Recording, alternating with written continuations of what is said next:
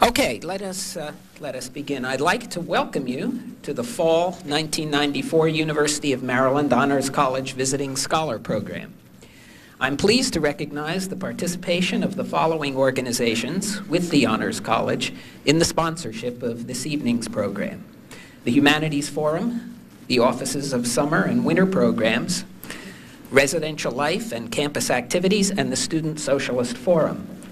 It is such occasions as this which bring together into a community of dialogue and learning the diverse constituencies which make UMBC a very stimulating and exciting place to be, and which demonstrate to the community at large the value of that dialogue. And I'd also like to take this opportunity to note another such occasion which is coming up on the evening of November 12th at 7 p.m., when initially in the ballroom here we'll be showing a video of Anna Deavere Smith's Fires in the Mirror, and then Anna Deavere Smith will herself be here to speak on that subject, and we cordially invite you to attend on November 12th at 7 p.m.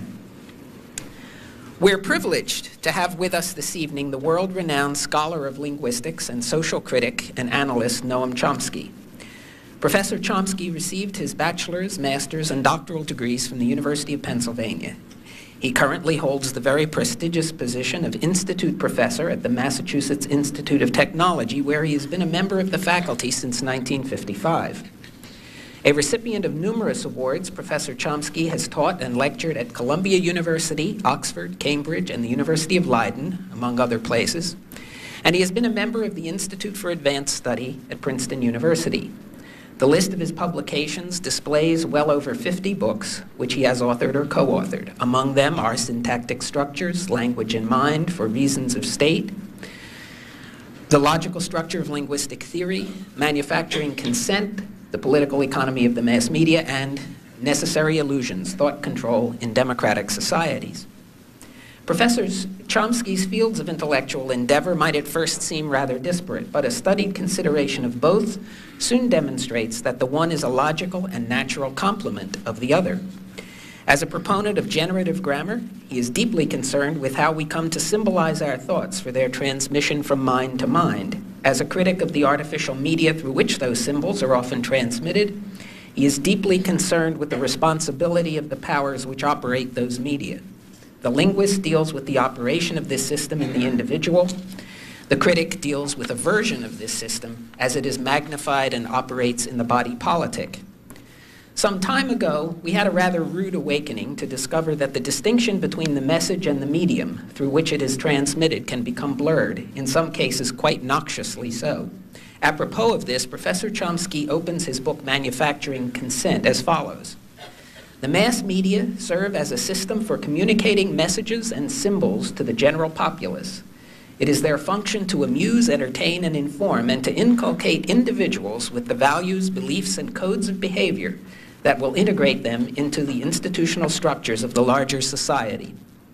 Whether it is the questionable but unquestioned values and logic of a 5th century BC Athenian rhetorician, the honeyed words of a 1st century BC Roman poet smeared on the rim of a cup of otherwise unpalatable doctrine, or the irony of a carefully designed media facade behind which lurk the ulterior and perhaps also inferior motives of the facade builders, we are ever in need of that gadfly spirit which, whether it gains our agreement or not, does us the great service of making us think about what is beneath the surface, about how and why what is said is said.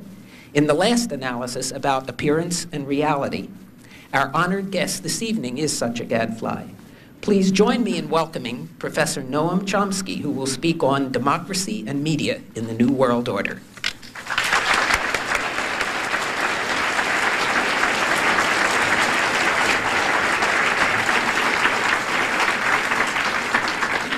Thanks.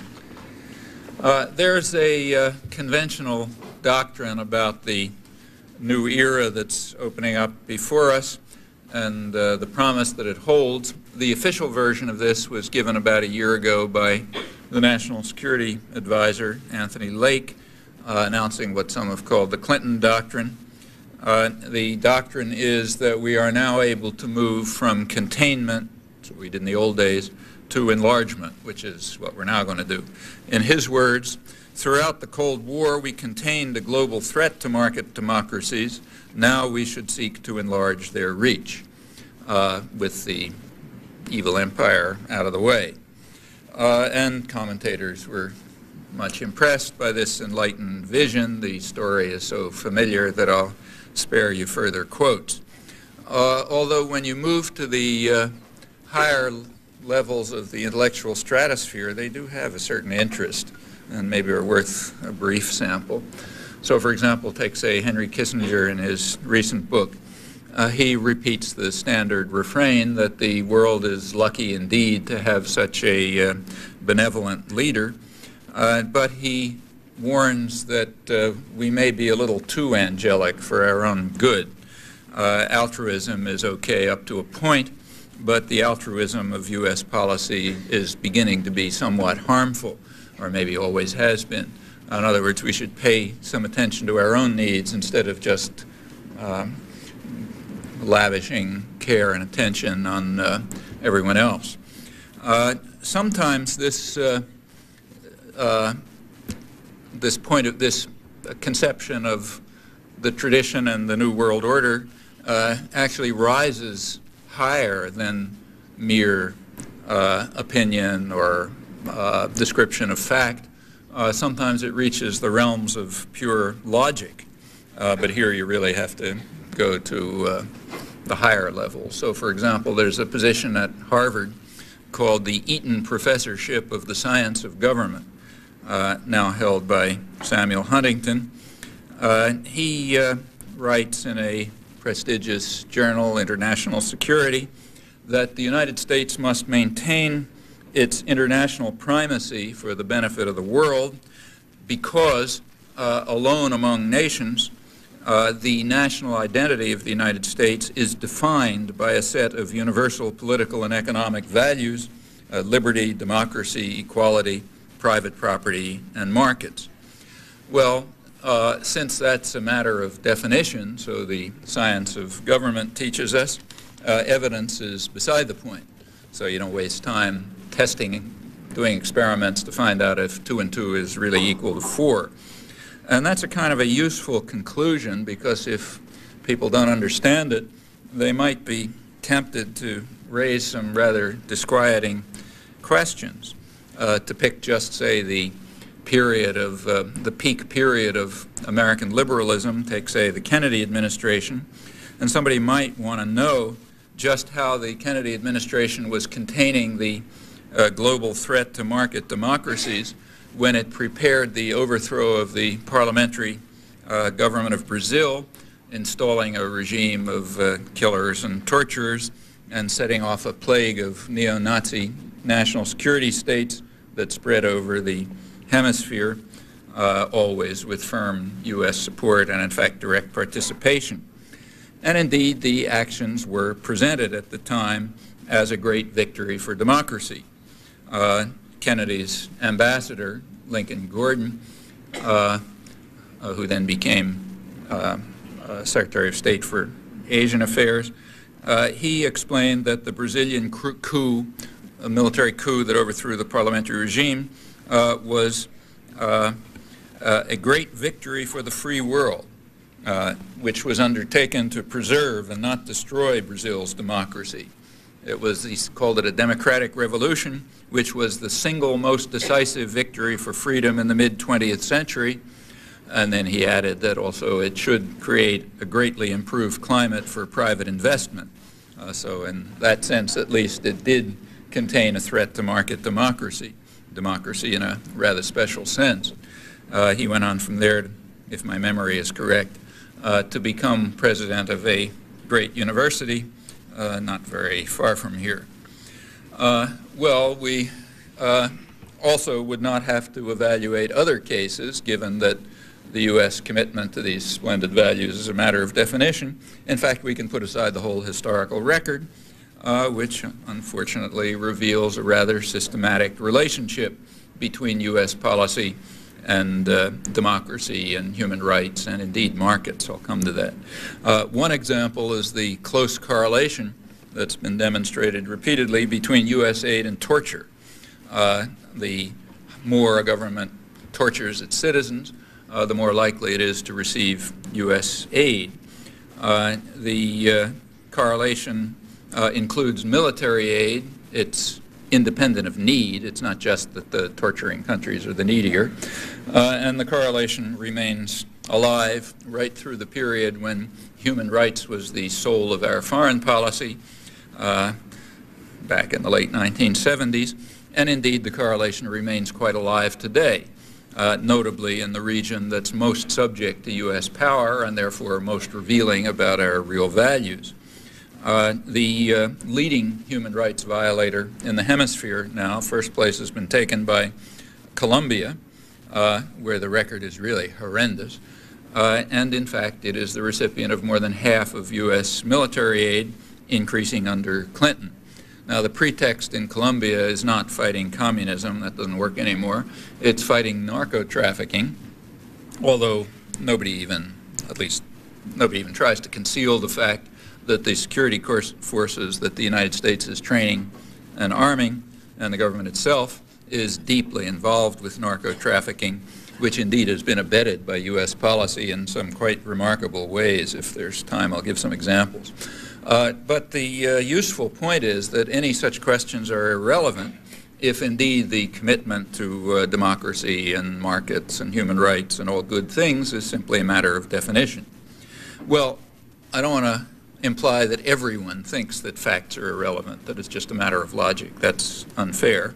So let's say take democracy. There is, in fact, interesting work on democracy and U.S. policy with regard to democracy, particularly in the recent years. Some of the most interesting work I know is scholarly work is by a man named Thomas Carruthers, who's written a book and several articles about it, studies of U.S. relations to democracy in the 1980s. And he has the advantage of writing as an insider. He was in the State Department, the Reagan State Department, working on the legal sub-department, working in particular on the what they call the democracy enhancement programs. So he writes both as an observer and as a participant. And the study is interesting. He starts by pointing out that he's convinced that the U.S. effort to enhance democracy in Latin America was sincere, but unfortunately it was a failure. And as he points out, he doesn't point this out, but as the record shows, and he presents it quite honestly, the failure is rather systematic, oddly systematic. The way it works is that where U.S. influence was least, progress towards democracy was greatest, namely in the southern cone, where down far south, where the U.S. had least influence. There was indeed progress toward democracy. The Reaganites strenuously opposed it, as Carruthers accurately points out, and then, of course, took credit for it once it became irreversible. Well, that's where U.S. interest was least, influence was least. Where U.S. influence was greatest, in Central America, progress was least. Here, as I'll just quote you Carruthers' own conclusion, these are the programs he was involved in, incidentally. Washington inevitably sought only limited top-down forms of democratic change that did not risk upsetting the traditional structures of power with which the United States has long been allied. The United States, he said, sought to maintain the basic order of quite undemocratic societies and to avoid populist-based change that might upset established economic and political orders and open a leftist direction. In other words, we sponsored democracy as long as it came out the way we ordered it to come out, with the old non-democratic structure remaining and the anti-democratic elites that were allied to U.S. power in charge. Otherwise, we didn't sponsor it. In fact, we're observing that again right now before our eyes.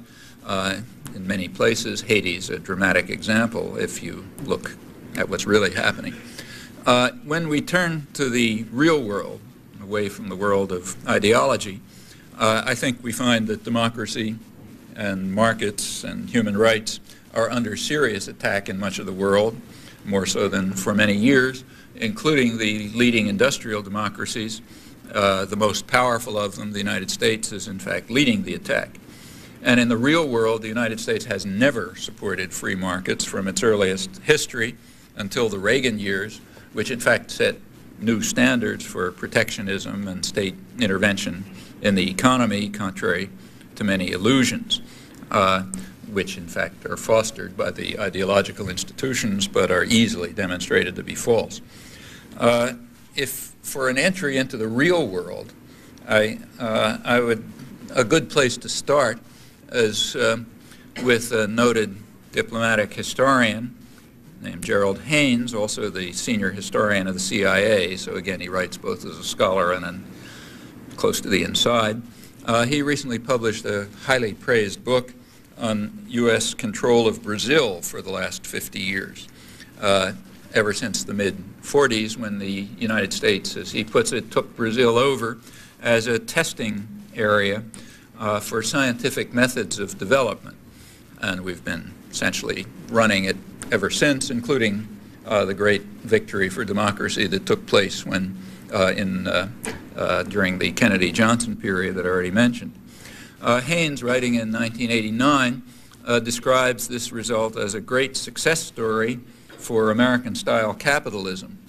Now that's an interesting judgment if you happen to know anything about Brazil, where a potentially very rich country, ought to be one of the richest in the world, where for maybe 90% of the population, the conditions of Eastern Europe under pre-Gorbachev would look like some kind of paradise.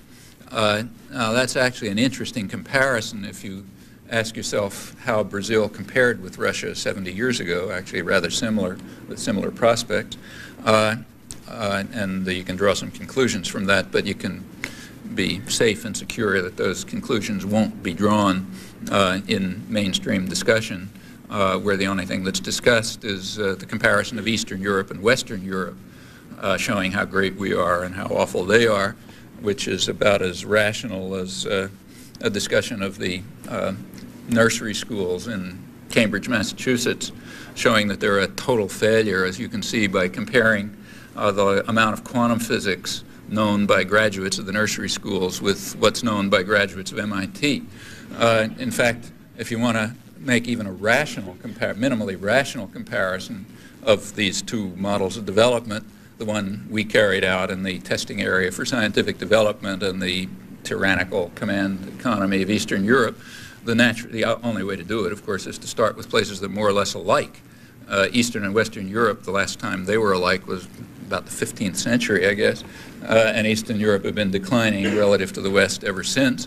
On the other hand, say Brazil and Russia were more or less alike, although Brazil had all sorts of advantages that Russia never had. Well, I won't pursue that. As I say, that's a rational course. You can find some material on that, but not in the mainstream. Anyhow, back to Haynes. He begins by pointing out that, I'm quoting, following World War II, the United States assumed out of self-interest responsibility for the welfare of the world capitalist system. And as any CEO can explain to you, welfare for the leaders of the world capitalist system requires a dual policy with regard to markets. Free markets for the poor and the oppressed, but massive state intervention to protect the wealthy and the privileged from market discipline, to make sure that resources are transferred to them by a huge public subsidy and by regressive fiscal measures, and also to increase the power of, it requires increasing the power of absolutist and unaccountable institutions over the international economy and society, and indeed that's exactly what policy has been. As for democracy, it's a fine thing as long as it satisfies the conditions that Carruthers describes, that is, top-down form of democracy in which the rule is safely in the hands of elite groups linked to the United States, which are indeed highly autocratic. The condition under which democracy is acceptable was actually described rather honestly by the London Economist a little while ago. They were writing, this was right after the Polish elections, where the Poles had voted against the policies that the London Economist in its readers' favor. And they said that that's no problem. They assured their readers that that's no problem.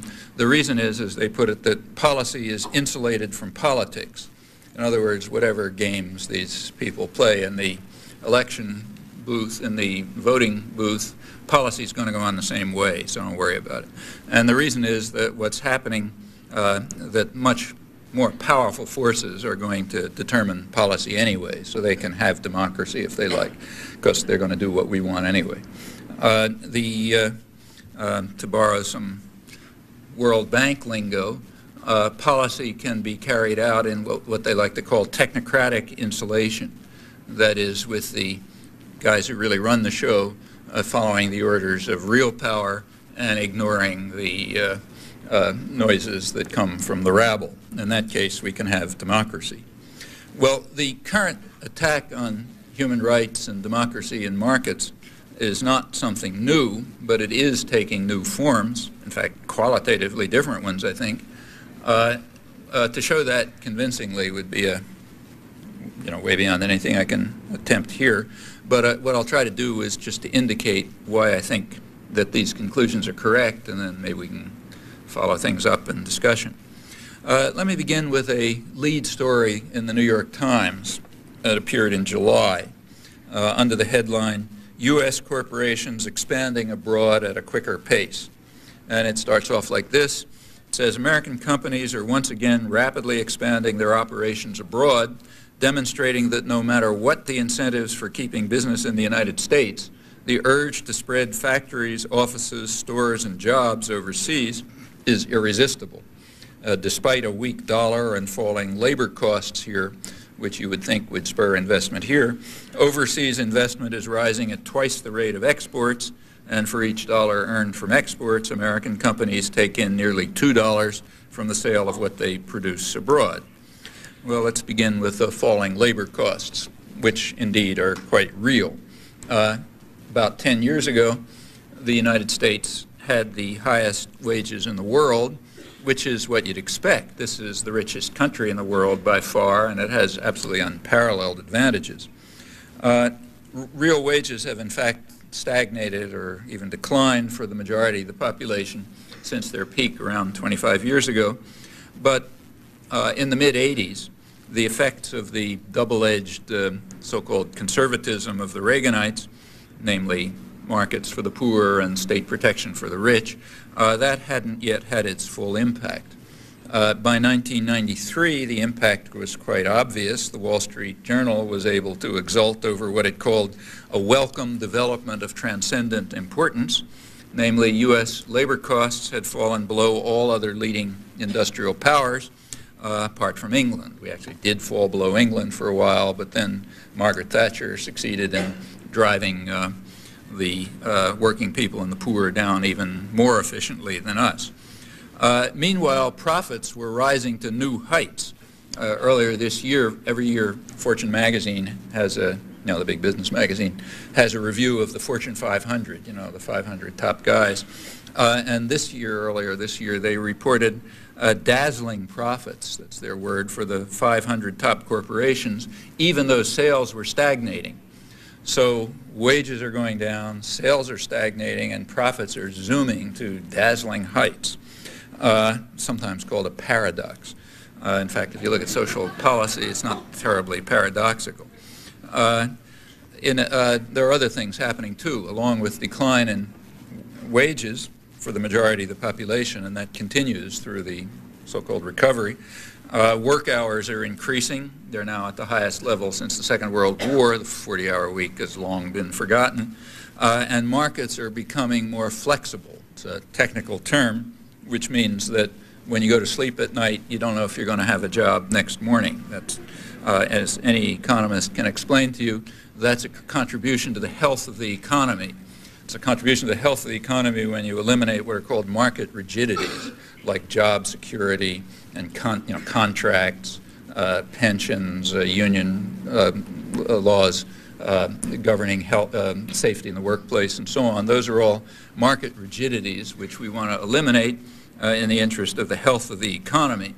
Health of the economy is a carefully defined term. designed so that it refers to certain factors, it brings in certain factors and not others, including not the factors that even the World Bank concedes are major factors in economic growth, like equality. It's an economy can be very healthy by this measure, while the population is in fact suffering miserably. In fact, that happens constantly, and there's even another technical term for that. It's called an economic miracle. It means the privileged few are doing beautifully, the numbers look fine, foreign investors are enriching themselves, and the population may be starving to death. Well, these developments are welcome to other sectors of the world capitalist system for whose welfare the United States has provided, as the senior historian of the CIA puts it. One immediate effect of the free trade agreement with Canada was the flight of several 100,000 jobs to the southeast United States, where labor markets are very flexible. There's no need for concern about such archaic ideas as unions or benefits or security, or for that matter, for the rights that are guaranteed in the Universal Declaration of Human Rights, to which we make, proper obeisance when there's some political gains to be made from that, and other laws and conventions. And the news, of course, reached Europe as well, including Germany, where labor costs per unit output were 60% higher than the United States, according to the Wall Street Journal. Just at that time, Germany's largest conglomerate, Daimler-Benz, established a major factory in Alabama where it was offered the usual benefits that are expected from third world countries at a cost to the taxpayer that was considered exorbitant even by the Wall Street Journal, which rarely has a harsh word for foreign investment. Overseas investment is motivated by more than the availability of cheap labor with few benefits and rights, that is, flexible markets, labor markets. And that's explained in the same New York Times article that I quoted from earlier. In it, the Times interviews an executive of the Gillette company, the Gillette razor company, and he explained why his corporation is shifting production to 28 countries, including Germany, despite its very high labor costs. And here's the reason. We're concerned about having only one place where a product is made because of labor problems. And he gives an example. Example is they have a factory in Boston, and if the Boston workers strike, Gillette could supply both the European and the U.S. markets from its plant in Berlin and thereby break the strike. So it's quite reasonable that Gillette should employ 3 times as many workers in manufacture abroad as in the United States, quite irrespective of costs. Notice that this is not for economic efficiency, so they're going to high-cost areas. Rather, it's just part of class war. It's a way to maintain power and to ensure that the highly class-conscious business sector in the United States will be able to beat down its enemy, namely the domestic population. This is quite apart from questions of economic efficiency, notice, except in a much longer, something in some other sense of the term. These processes, these internationalization of productions, which is going on, of which this is an illustration, that puts quite a different cast on the discussion that's underway these days, the debate about what's called American decline. It means that it indicates, as it was always true, but now it's much more true, that if you want to evaluate the notion of American decline, you have to begin by saying what you mean by the United States. What is it? If you mean by the United States the geographical entity and the people in it, then indeed the country is declining in many respects. But as Adam Smith observed 2 centuries ago, the principal architects of state policy, in his days the merchants and manufacturers of England, have quite different interests than those of the population of their country, and they make sure that their own interests are, in his words, most peculiarly attended to, whatever the effect on their own populations, let alone others. And nothing has changed in that regard, including the need to employ the class analysis that Adam Smith took for granted in understanding policy choices. Incidentally, I'm talking about the real Adam Smith, not the one who is created by ideologues. the real one is actually quite interesting, not the imbecile it sounds like when you look at what's attributed to him. So we have to at least begin by recognizing what was a truism to Adam Smith, that when we talk about policy, we have to ask, are we talking about the principal architects, no longer the merchants and manufacturers, but now basically transnational corporations and banks and so on, or are we talking about the population of the country? And you just get quite different answers. So for example, if you refer to the principal architects of policy, it's quite natural to discover that U.S. manufacturing production is indeed declining, namely when you consider the geographical entity, but it's holding its own quite well if you consider the share in global production of U.S.-based corporations, just different concepts of the United States. So all is fine, in other words, if you adopt the perspective of the principal architects of policy. And the same conclusions hold with regard to the famous trade deficit. If you consider international borders, the United States has a huge trade deficit, and it's expected to go up, in fact. But recently, the Commerce Department recalculated the trade deficit on a different way. They counted profits of U.S. companies abroad as U.S. exports. Well, when you did that, the deficit turned into a huge surplus.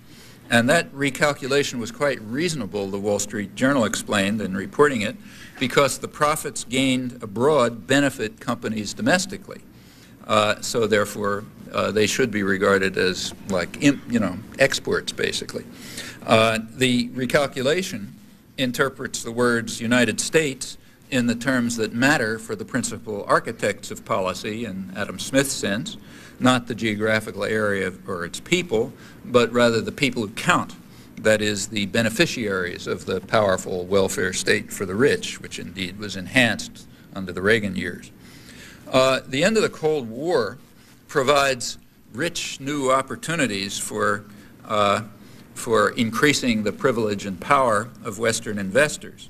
Partly that's simply because much of the region is being returned to its traditional third world service role. In my opinion, that's what the Cold War was basically about, but that's another topic. I'll put it aside. In any event, that's plainly happening. It's going back, most of it, to where it was relative to the West about 70 years ago, and for Eastern Europe, 50 years ago. Also, these developments offer the principal architects of policy and the institutions they represent, it offers them new weapons against their domestic enemy, namely the population at home, and that's quite an important matter. Workers in the East are skilled and healthy and well-educated, although that, in fact, is changing because of the precipitous and disastrous decline in quality of life standards in most of Eastern Europe since 1989, as the capitalist reforms were imposed and they, in fact, were returned to the third world where they're supposed to be. UNESCO has a recent report in which they try to give put some numbers on this, and they estimate, for example, about 500,000 extra deaths a year in Russia alone as a result of these measures, which incidentally they say they approve of, though not the way they're carried out.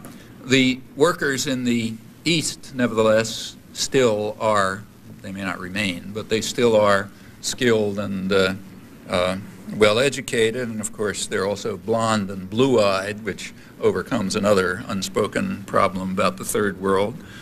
They're willing to work longer hours than what the business press calls their pampered colleagues in the West, thanks to pauperization and massive unemployment resulting from the free market reforms. I'm quoting the London Financial Times in a kind of an upbeat column about the East, headed "Green Shoots in Communism's Ruins." This is pretty awful, but there's some green shoots, like the pauperization and mass unemployment, which means that they'll work much harder than their pampered Western workers. They don't receive many benefits, nice flexible labor market, and wages are kept low by harsh labor policies of the powerful states doing their job. Meanwhile, foreign investors benefit additionally from tariff protection, subsidies, tax holidays, and the other familiar concomitants, of really existing free market policies. So when GM and VW and so on move to Eastern Europe, they expect and get massive protection because that's their sense of free markets. Well, the business press has been quite frank in warning Western workers that they're going to have to abandon what Business Week calls their luxurious lifestyle in the face of international competition, now including the traditional third world in the East, returning to its service role. When economists talk about this, they usually talk about job shift and then point out rightly that we don't know a lot about that, but that's the least of it.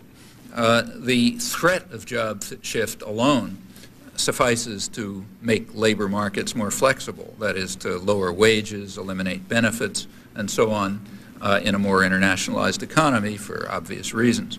And all of these devices provide new methods for the powerful to enhance their wealth and privilege, which is, after all, what social policy is about, and their decision-making power in all aspects of life, and indeed their control over the general population.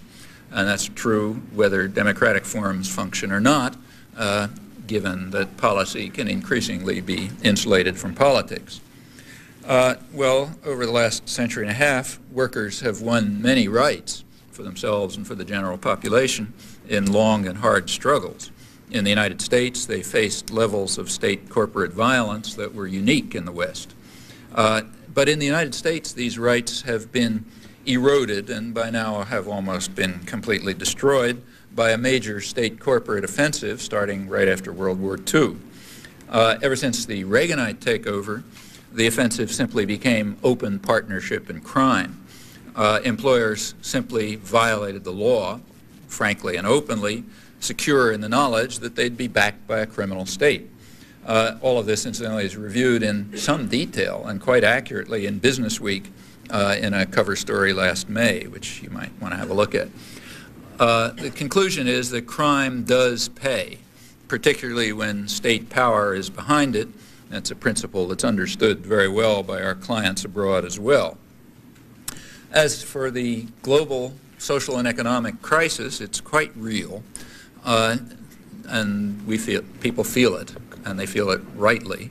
Often it's recognized, in fact, and it's usually attributed to inexorable market forces, forces which, of the kind that David Ricardo called as immutable as the principles of gravitation, and an earlier exercise of ideological warfare when classical economics was sort of created.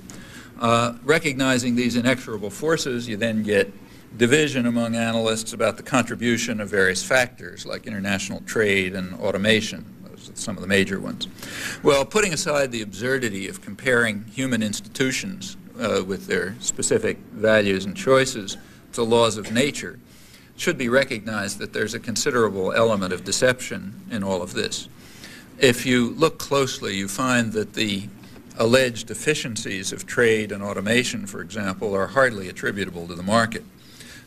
Huge state subsidies and state intervention have always been required and still are to make trade appear to be efficient, not to speak of costs such as, for example, ecological costs that are imposed on future generations who don't vote in the market, and other so-called externalities which are put down in footnotes somewhere.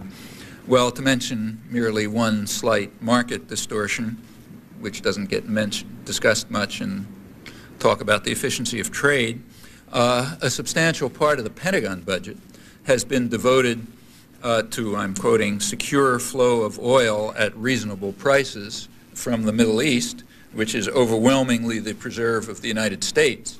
I'm quoting from Phoebe Marr of the National Defense University in a casual and quite correct comment in a scholarly journal.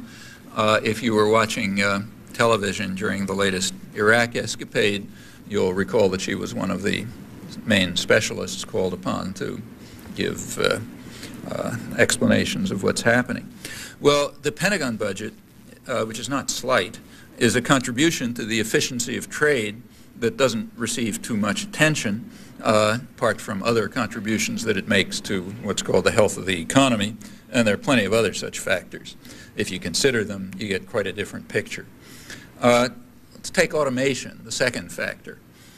There's no doubt that it is throwing people out of work these days, and it does contribute to profit today. However, automation was so inefficient that it could not be developed through market forces. It had to be developed through decades of protection in the state sector. That's what's called here the defense system. That's just the state sector of the economy, which the public pays for until something profitable comes out, at which point it's handed over to private power. This has been studied very extensively and very revealingly by David Noble, formerly of my university, now in Canada. Works very much worth reading. And furthermore, as he demonstrates, the specific form of automation that was selected was not inherent in the technology, nor was it picked for reasons of economic efficiency. Often the choice was driven by power rather than profit or efficiency or anything that's in the technology. That is, the form of automation that was developed within the state sector, protected because of its enormous inefficiency, the form of automation that was developed was designed to de-skill workers and subordinate them to management, not the contrary, to give work, to empower workers and eliminate management. The technology doesn't care which way it's used. It could be used one way or the other. And questions of profit are basically irrelevant to this question. What is relevant are questions of domination and control, like, for example, Gillette's buildup of a labor force in Berlin in case American workers get the crazy idea of striking. What is in fact happening in the world has less to do with markets than it does with raw concentrated power and class war of the kind that was obvious to Adam Smith. Increasingly, this power is vested in unaccountable institutions. There are changes in the international economy that have offered real hopes for reversing and unraveling the advances in democracy and human rights that had been achieved in more than a century of bitter struggle. One factor is just the internationalization of the economy, which offers very effective weapons against working people, as I mentioned, as is obvious. Another factor, which sort of goes along in parallel with that, is the huge explosion in unregulated financial capital, and also, which has just exploded since around 1970 when the regulatory system was dismantled by Richard Nixon, the Bretton Woods system. And not only has the scale grown enormously, but so has the composition. So current estimates are that around 1970, about 90% of the capital involved in international exchanges was trade-related or investment-related, that is, related to some sort of meaningful economic purpose. And about 10% was speculation, like speculation against currencies. By 1990, those numbers had literally reversed, 90% speculation, not anything productive. And the latest report I saw in a UN Development Program report just a few months ago is that figure's now going up to 95%. Well, the difference between 10% devoted to mere speculation and 95% devoted to it is great, apart from the fact that the scale has become completely astronomical, and that has its consequences. It creates massive pressures leading towards low growth, low wage, dazzling profit economies, and it helps insulate policy from politics and eliminate the threat of democracy. That's what's being referred to when people talk about technocratic insulation and the fact that democracy isn't as much of a fear anymore because there's nothing much people do about it anyway. Power lies in other hands.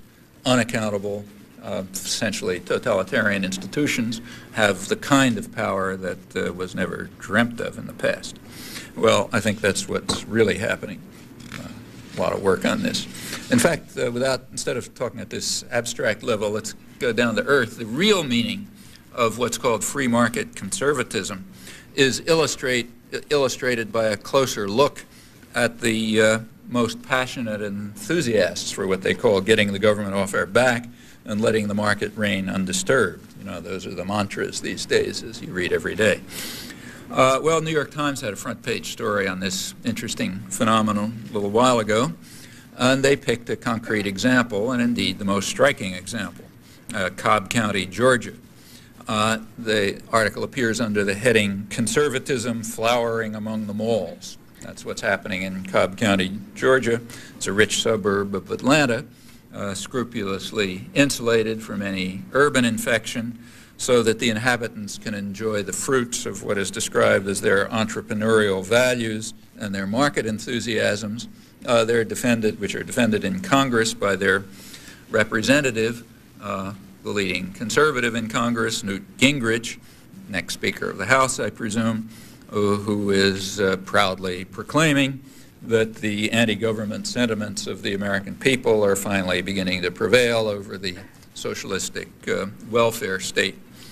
Well, there is a small footnote to this. Cobb County, Georgia, receives more federal subsidies than any other county in the country, with two interesting exceptions. One of them is Arlington, Virginia, which is, of course, just part of the federal system.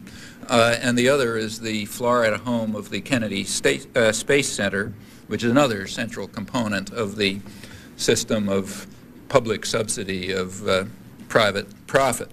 But if you move out of the state system itself, so put aside those two counties, then Cobb County is the leading recipient of federal subsidies, public subsidies funneled through the federal government in the country. The leading employer in Cobb County is Lockheed Aircraft, a corporation which exists thanks to massive public subsidy. Most other jobs in Cobb County where people are pursuing their entrepreneurial values also are based on feeding at the public trough, meaning the taxpayers paying for them. Meanwhile, praises to market miracles are resounding to the heavens, notably where conservatism is flowering among the malls, along with calls to get the government off our back, as long as we're sure that its hands are pouring public funds into our pockets. If you want a very graphic illustration of how this works, I really urge you to look at Newt Gingrich's Contract with America, parts of which are published in the New York Times this morning. I could read it on the airplane coming down. If you read it, you discover, not just a little bit closely, it doesn't take very closely, you discover that what he's calling for is a greatly enhanced and much more powerful welfare state for the rich, but with punishment of the poor. And in fact, it's done in a pretty brazen fashion. It's worth reading carefully. And in fact, that pattern is almost exceptionless. So one sort of minor part of the welfare state for the rich is just straight, flat, outright welfare, whether it's sometimes masked in regressive fiscal measures, but what amounts to just payments. And what you find, just read a recent study by one economist, that if for a household with incomes over 100,000, welfare subsidies from the government are about almost twice as high as for households with income of under 10,000. Now, these subsidies include things like, say, tax reductions for mortgage payments and so on, which are equivalent to subsidies. Might as well just give people the money. It's just a way of disguising it so others don't see it. Now, that's a small part of it. But even there alone, we find that the welfare to the rich is well beyond anything that goes to the poor. So the welfare system is, in fact, a redistributed system upwards, something which wouldn't have surprised Adam Smith, who understood that that's what the principal architects of policy are up to. However, if you really want to see the way the system works, you have to move from these sort of minor parts to places like Cobb County, Georgia, or, say, Seattle, Washington, where you could observe it quite closely last year. Bill Clinton is off to Jakarta next week, or a week or two, for the next APEC conference. Side comment, he made it clear that he's not going to bring up any human rights issues. Indonesia has a horrendous human rights record. If you want to have a look at what it's like, take a look at the latest Amnesty International report. which is unusual. I mean, I've rarely seen such a harsh and well-justified report. In fact, in addition to that, it's carried out a near genocidal attack on East Timor and is still doing it. I just picked up a flyer coming in here saying that on Thursday, November 10th, at 5 o'clock, here, I guess, or at the Indonesian embassy, there's to be a candlelight vigil. It's the anniversary of one of the big massacres a couple of years ago, the Dili massacre, 1991. Indonesia at that point made an error. In case some of you are thinking of a career in the diplomatic service, I give you some free advice. You're not supposed to carry out massacres in front of television cameras. And there happened to be a hidden television camera there. There's a British journalist who's hiding behind a gravestone in the graveyard where the massacre took place. That's a bad mistake. And second point, you're not supposed to practically murder American journalists. And the Indonesian troops practically killed an American journalist, Alan Nairn, while he was trying to protect a friend, Amy Goodman, another American journalist. That's a bad mistake. That's considered bad form. You're not supposed to do that.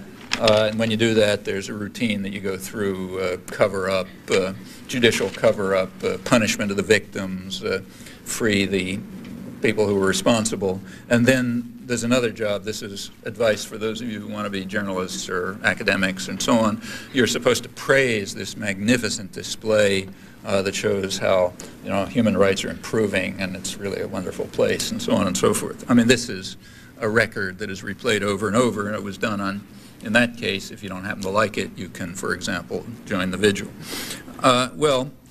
Next week, so 2 weeks, I guess, Clinton's off to Jakarta, where he's promised not to say anything about human rights.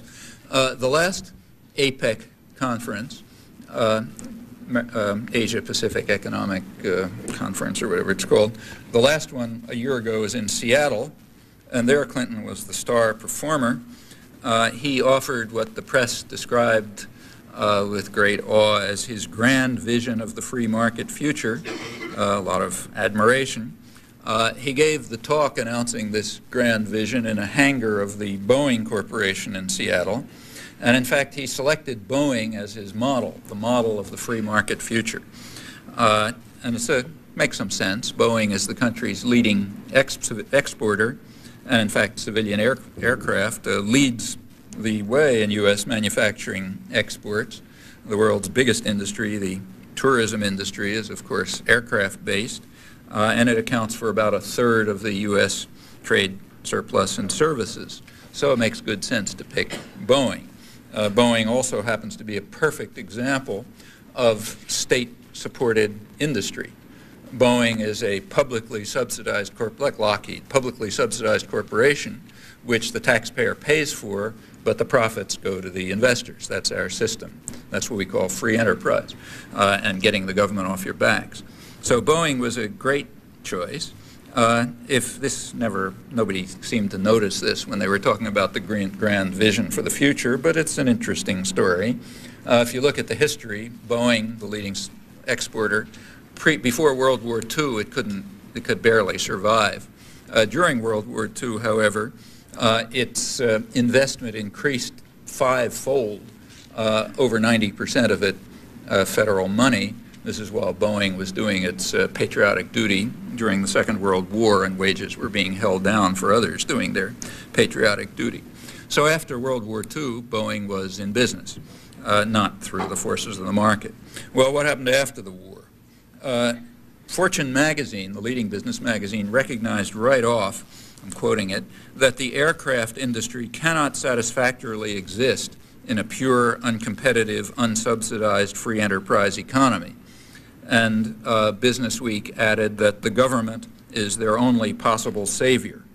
And in fact, the Pentagon system was revitalized as the savior. It sustained and expanded the aircraft industry, the leading civilian exporter, along with a lot of others that went along with it. For example, metals generally, electronics, computers. About 85% of electronics research and development during the 50s was paid for by the taxpayer. The profits later went to private corporations. That includes chemicals, machine tools, automation, as I mentioned, and in fact just about every other central component of the industrial economy. Incidentally, the fact that the government had to be the savior, meaning the taxpayer had to pay for it, for the enrichment of the wealthy and the maintenance of a private enterprise economy, that was completely frank and open in the business press, was never concealed. You don't have to go to secret records to discover it. All you have to do is read the business press in the late 40s. Very clear. It's also supported by released secret documents, but there's nothing much to reveal. The first secretary of, except for the general population who was not supposed to hear any of this, the first secretary of the Air Force, Stuart Symington, he put the matter quite plainly in January 1948. He said, the word to talk is not subsidy. The word to talk is security. Listen to the word and you'll learn a lot about recent history, including the Cold War. Symington was essentially aircraft industry representative in Washington, and he regularly demanded enough procurement funds from Congress to, as he put it, meet the requirements of the aircraft industry. And in fact, Boeing won the major share.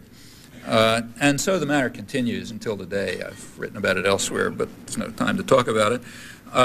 And in fact, it continues in pretty much the same way in just about every functioning sector of the productive economy. Incidentally, that's one reason why the Pentagon budget remains higher in real dollars today than it was under Nixon, while the government is, and the information system is desperately looking for new pretexts, the old one having vanished, for new pretexts to maintain this extraordinary public technique for subsidizing the wealthy and the privileged.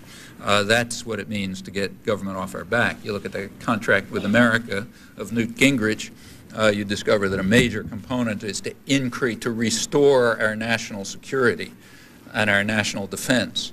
Well, that's an interesting phrase. You might ask, who's threatening us exactly?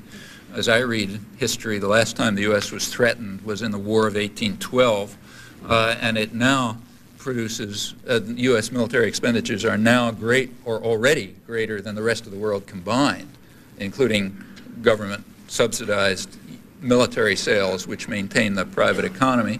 But we have to increase our security. That is, we have to increase the welfare state for the rich, meanwhile cutting down welfare for the poor. This is then spelled out further, but that's the contract with America by those who preach free market conservatism. Well, needless to say, focusing on rich countries like ours is very misleading. This double-edged advocacy of free markets has by far its most lethal effects in the traditional colonial domains, the Third World, which, with the single exception of the Japan-based area, which was never properly colonized by the West, apart from that, it's an utter disaster, apart from ideologically crafted economic measures that put aside the effects on people when they measure economic health. And with hopelessly inadequate apologies to the victims, I'm going to put aside this terrible story of major crimes against humanity for which we bear major, primary, and continuing responsibility. Well, the contemporary attack on democracy focuses on its central point, namely accountability. The huge transnational corporations that increasingly dominate the global economy, they operate, of course, in virtual secrecy. And the same is true of what the London Financial Times calls the de facto world government that's taking shape around them, meaning referring to the World Bank and the IMF and the New World Trade Organization and the executive meetings of the rich 7 countries, G7, and so on. All of those can function in technocratic isolation, free from interference by the declining parliamentary institutions, untroubled by the general public, who have only the vaguest idea of what they're doing. Their machinations can be known only to a few specialists, and in fact they're in principle secret. Well, meanwhile, there's a growing sector, kind of a growing surplus population, who don't contribute much to profit, if anything, and therefore don't have any human rights under standard values, the values that we're trying to extend over the world. And that's a problem. They naturally have to be kept in ignorance, like everyone else, but in addition, they have to be controlled. And the question is how you do that. Well, that problem is faced rather directly in the third world domains that have long been subject to Western control and therefore reveal most clearly the actual guiding ideals of the leaders, at least if you apply rational standards. There, the favored devices include large-scale terror, death squads, torture, and other similar methods of proven effectiveness. A dramatic example is the terrorist war against Central America during the 1980s, against democracy and independence, largely against the church, in fact. Proceeding right now, incidentally, Colombia is the leading example. Within the United States, however, the methods of choice are somewhat different. The primary method is so like we don't send out death squads to kill the superfluous people. We do it in other, more indirect ways. The primary way has been just to keep the superfluous population locked up in urban slums that increasingly resemble concentration camps. Or if that fails, lock them up in prisons. Those are the counterpart in a richer society to the death squads that we train and support in our domains. In June 1994, the Justice Department reported that the number of state and federal prison inmates in the United States had almost tripled since 1980, reaching record heights. Under Reaganite conservatism, the U.S. left its main competitors, Russia and South Africa, well behind in locking up its population, although you'll be happy to learn that Russia has just caught up thanks to the free market reforms. Actually, the highest rate of imprisonment is under the leading U.S. client regime. Human Rights Watch has just pointed out in a study of torture in the Israeli-occupied territories. The largely fraudulent drug war has been very effectively used, and indeed is crafted, to imprison the unwanted population in the United States, and the new bipartisan crime bill should facilitate the process with its vast new expenditures for prisons, its sharp increase in the death penalty, and much harsher sentencing procedures. Also, it's worth bearing in mind that the crime bill gives a lift to the economy. It's a Keynesian technique of economic stimulus, a lot of big impulse to the construction industry and so on, and a lot of jobs for just controlling people. It's one of the fastest growing white-collar professions in the United States is security personnel, including prison guards. The great increase in prisons also creates a very cheap, in fact zero pay, virtually zero pay, and highly disciplined labor force for private corporations and state industry. So it's pretty useful for the economy, and you can see then why Newt Gingrich's Contract for America calls for a very rapid expansion in this highly efficient device of increasing state power and ridding ourselves of people who have no rights by the simple standard that they don't contribute to profit making.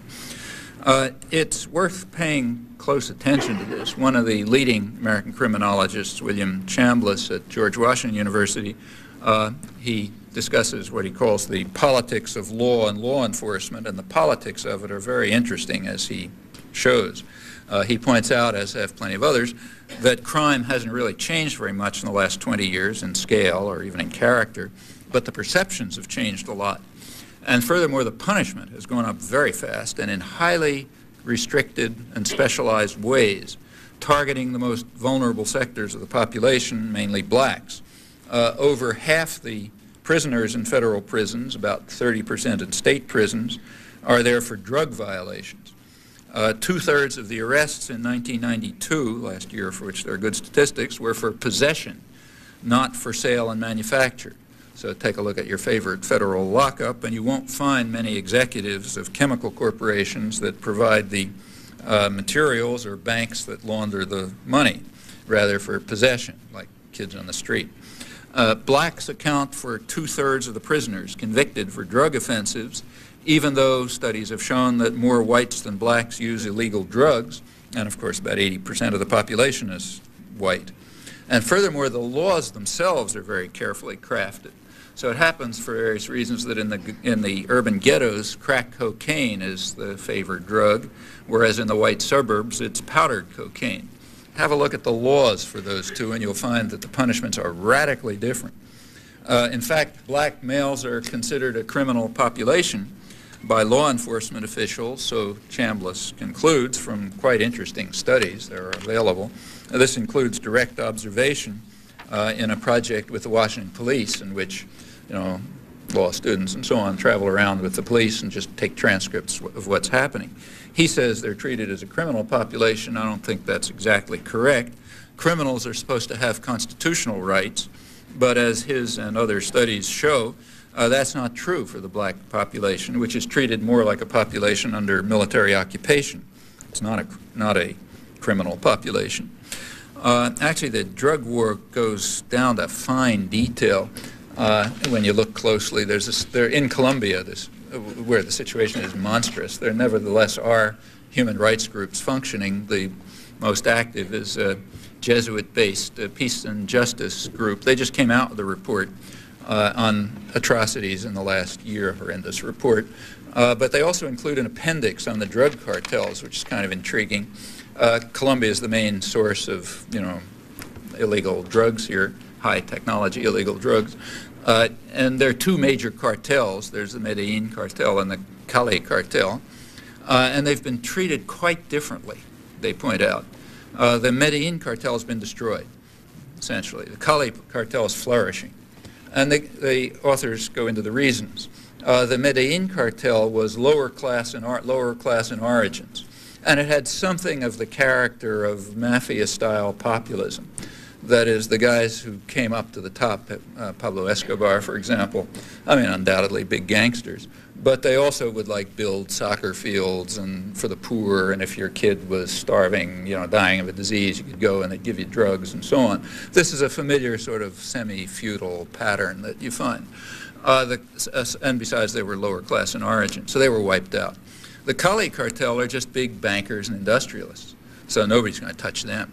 In fact, they're flourishing, killing people as much as they like, doing anything they want, but they're the right kind of drug peddlers, the kind we like. So as I say, when you look closely at the drug war, you find that in the finest detail it conforms to the worst predictions that one might make by following Adam Smith's advice and asking what the principal architects of policy are likely to design for their own interest. Chambliss also points out that perception of crime as important did not precede and motivate government crime laws, as has been claimed by James Q. Wilson and other right-wing scholars. Rather, as polls show, which he reviews, the issue became an issue after it was stimulated by Nixon, right-wing Democrats, and others who share their goals and perspectives. The reasons why blacks are targeted are obvious. They just don't have any clout, and they can't defend themselves, so the obvious target. And furthermore, engendering fear is a standard method of population control, whether the designated victims are blacks or Jews or homosexuals or whatever.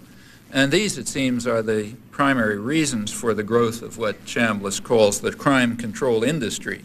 It's not that crime isn't a real threat to safety and survival. It certainly is and has been for a long time, but the causes aren't being addressed.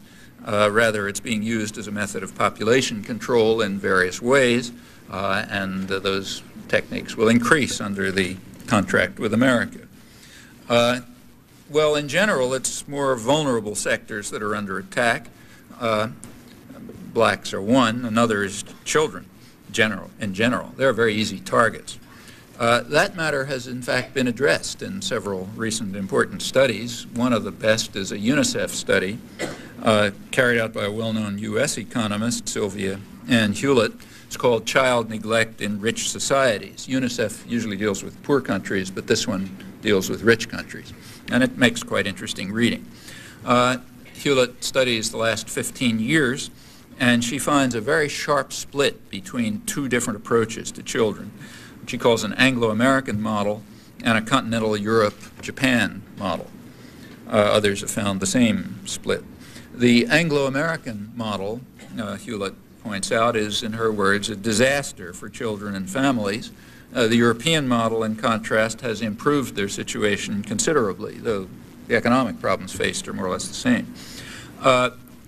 Hewlett, like other writers, attributes what she calls the disaster for the Anglo-American model for children. She attributes that to the ideological preference for free markets. That's only half true, as I've mentioned.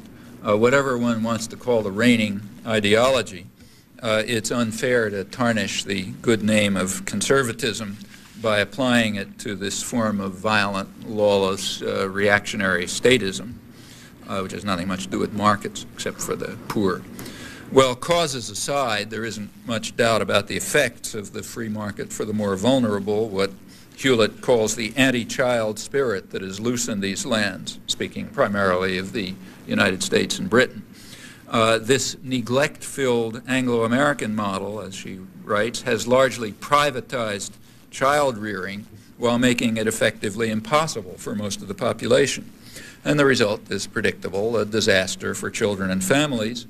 In contrast, in the much more supportive European model, social policy has strengthened support systems for families and children, and it shows, as she demonstrates. And it's no secret. There's a blue ribbon commission of the state boards of education and the American Medical Association, which pointed out recently that never before has one generation of children been less healthy, less cared for, or less prepared for life than their parents were at the same age. Though remember, that's only true in the neglect-filled Anglo-American societies where an anti-child, anti-family spirit has reigned for 15 years under the guise of conservatism and family values. Now that's a remarkable triumph of propaganda and a real tribute to the free press and the intellectual community. A symbolic expression of this disaster for children and families is the fate of there's an International Convention on the Rights of the Child. When the UNICEF study came out, it had been ratified by 146 countries, but not the only one that counts, namely the United States. Although, for fairness, we should add that Reaganite conservatism is quite Catholic in its anti-child spirit. So the World Health Organization voted to condemn the Nestle Corporation for aggressive marketing of infant formula, which kills many children in the third world. The vote was 118 to 1. Well, all that's minor, I should add, as compared with what the World Health Organization calls the silent genocide. They're referring to the estimated 11 million children who die every year as the result of free market policies for the poor and the refusal of the rich to give what amounts to pennies of aid. Another symbolic expression of the disaster is a new line of greeting cards from the Hallmark Corporation. One of them says, "Have a super day at school," and it's supposed to be placed under the cereal box in the morning. Another says, "I wish I were there to tuck you in." That's supposed to stick out under the pillow at night. The point is that parents just aren't home. That's one effect of the anti-child, anti-family spirit that's engendered by conservatism with its respect for family values. In part, this disaster for children and families is simply the result of falling wages. State corporate policy has in fact been designed to increase inequality radically, and it's succeeded in that. People have to work much longer hours to survive. For much of the population, as the UNICEF report shows, parents have to work 50 or 60-hour work weeks, two parents, merely to provide necessities. And the elimination of such market rigidities as contracts and job security means that you work extra hours at lower wages or else. That's a flexible labor market. And under those conditions, it doesn't take a great genius to predict the consequences, and the statistics show it. Still going through the UNICEF study, contact time between parents and children is down about 40%, and high-quality contact time when they're really interacting has virtually disappeared for many families. That leads to destruction of family identity and values, leads to sharply increased reliance on television for child supervision, or called latchkey children, with rising child alcoholism and drug use, criminality, violence by and against children, and other obvious effects on health and education, and indeed ability to participate in a democratic society, for that matter even survival. I repeat, these are not laws of nature, but they are consciously designed social policies with a particular goal, which is being achieved: enrich the Fortune 500 through powerful welfare state for the rich, while conducting what amounts to a war against families and children and other vulnerable sectors. Actually, some of the consequences of this receive a huge amount of attention, and in a very enlightening fashion.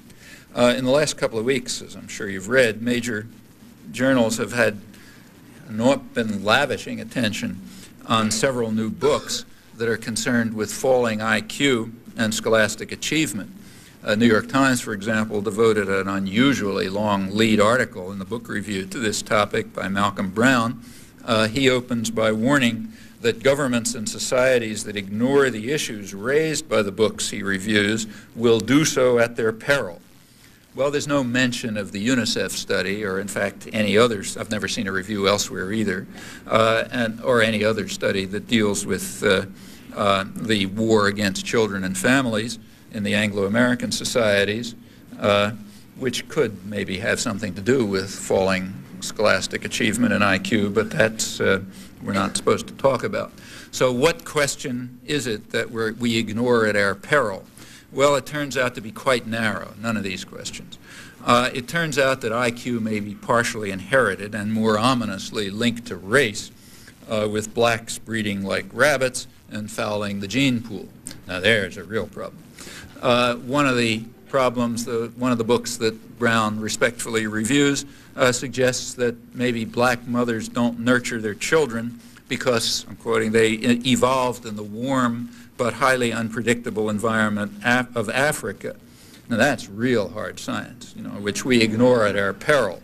On the other hand, we may, and indeed we must, ignore the social policies based on free markets for the poor and state protection for the rich. So we must, and Brown does, as does everyone else, ignore the fact that in the city where the articles appear, richest city in the world, 40% of the children live below the poverty line, meaning deprived of any hope of escape from misery and destitution. Poverty level in the United States is twice that of any other industrial country. Next in the game is Thatcher, who hasn't quite, Thatcherite England, which hasn't quite reached us, and then you get to the European, Japanese model. Well, could that have something to do with the falling measures of IQ and achievement, or the other consequences of the war against children and families that's discussed in the unmentionable studies? Well, such questions we don't have to answer. We can readily ignore them, and that's a very natural decision by the rich and the powerful addressing one another and looking for justifications for the class war that they're conducting and its horrifying human effects.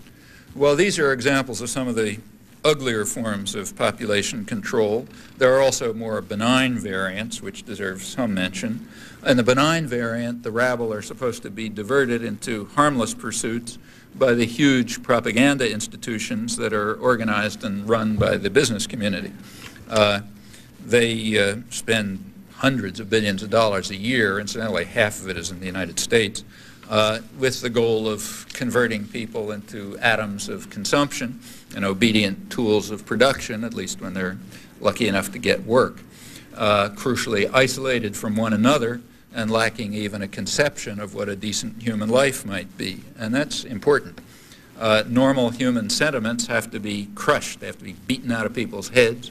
They are inconsistent with an ideology that's geared to the needs of privilege and power, an ideology that celebrates private profit as the supreme human value and denies people rights beyond what they can salvage in the labor market.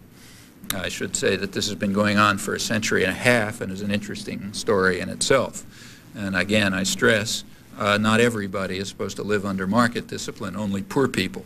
The rich are to be protected by an ever more powerful state and by the global oligopoly that ensures that policy will be insulated from politics.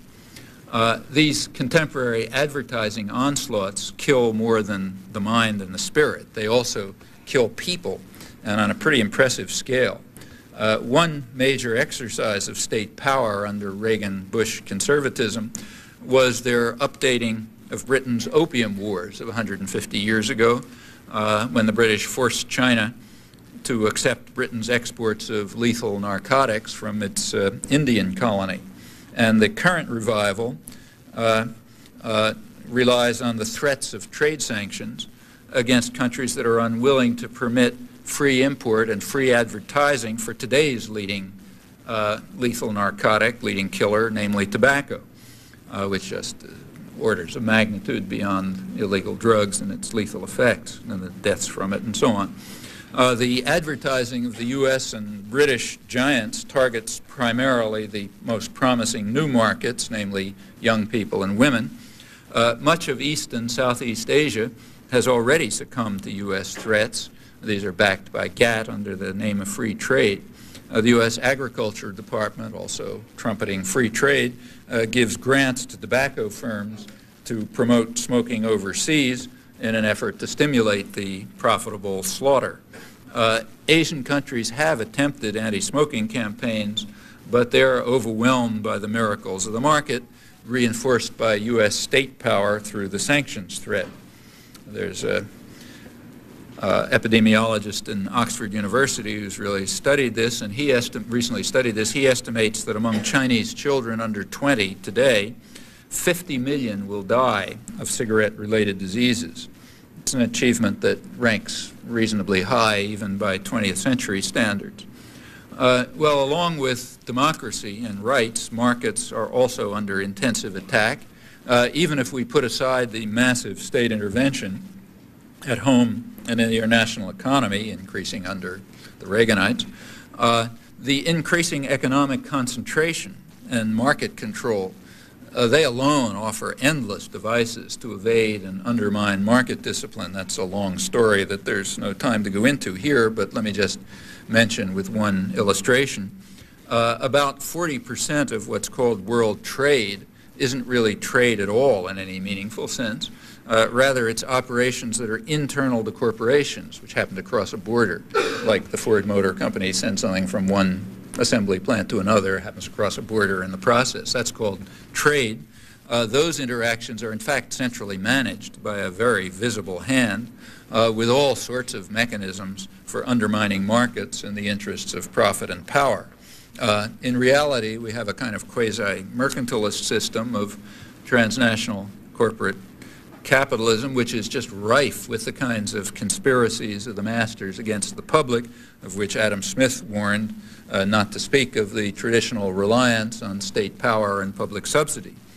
There's a 1992 study of the OECD, you know, the rich countries, which concludes, sorry for the jargon, but I'll translate it into English afterwards, oligopolistic competition and strategic interaction among firms and governments, rather than the invisible hand of market forces, condition today's competitive advantage and international division of labor in high technology industries, as indeed in agriculture and pharmaceuticals and services and major areas of economic activity in general. In other words, what really makes things efficient is oligopoly, you know, big corporations working together in quasi-conspiracies, and interactions with the state power that defends and protects them. That's what really works in today's economy, according to the Organization of the Rich Countries of the World.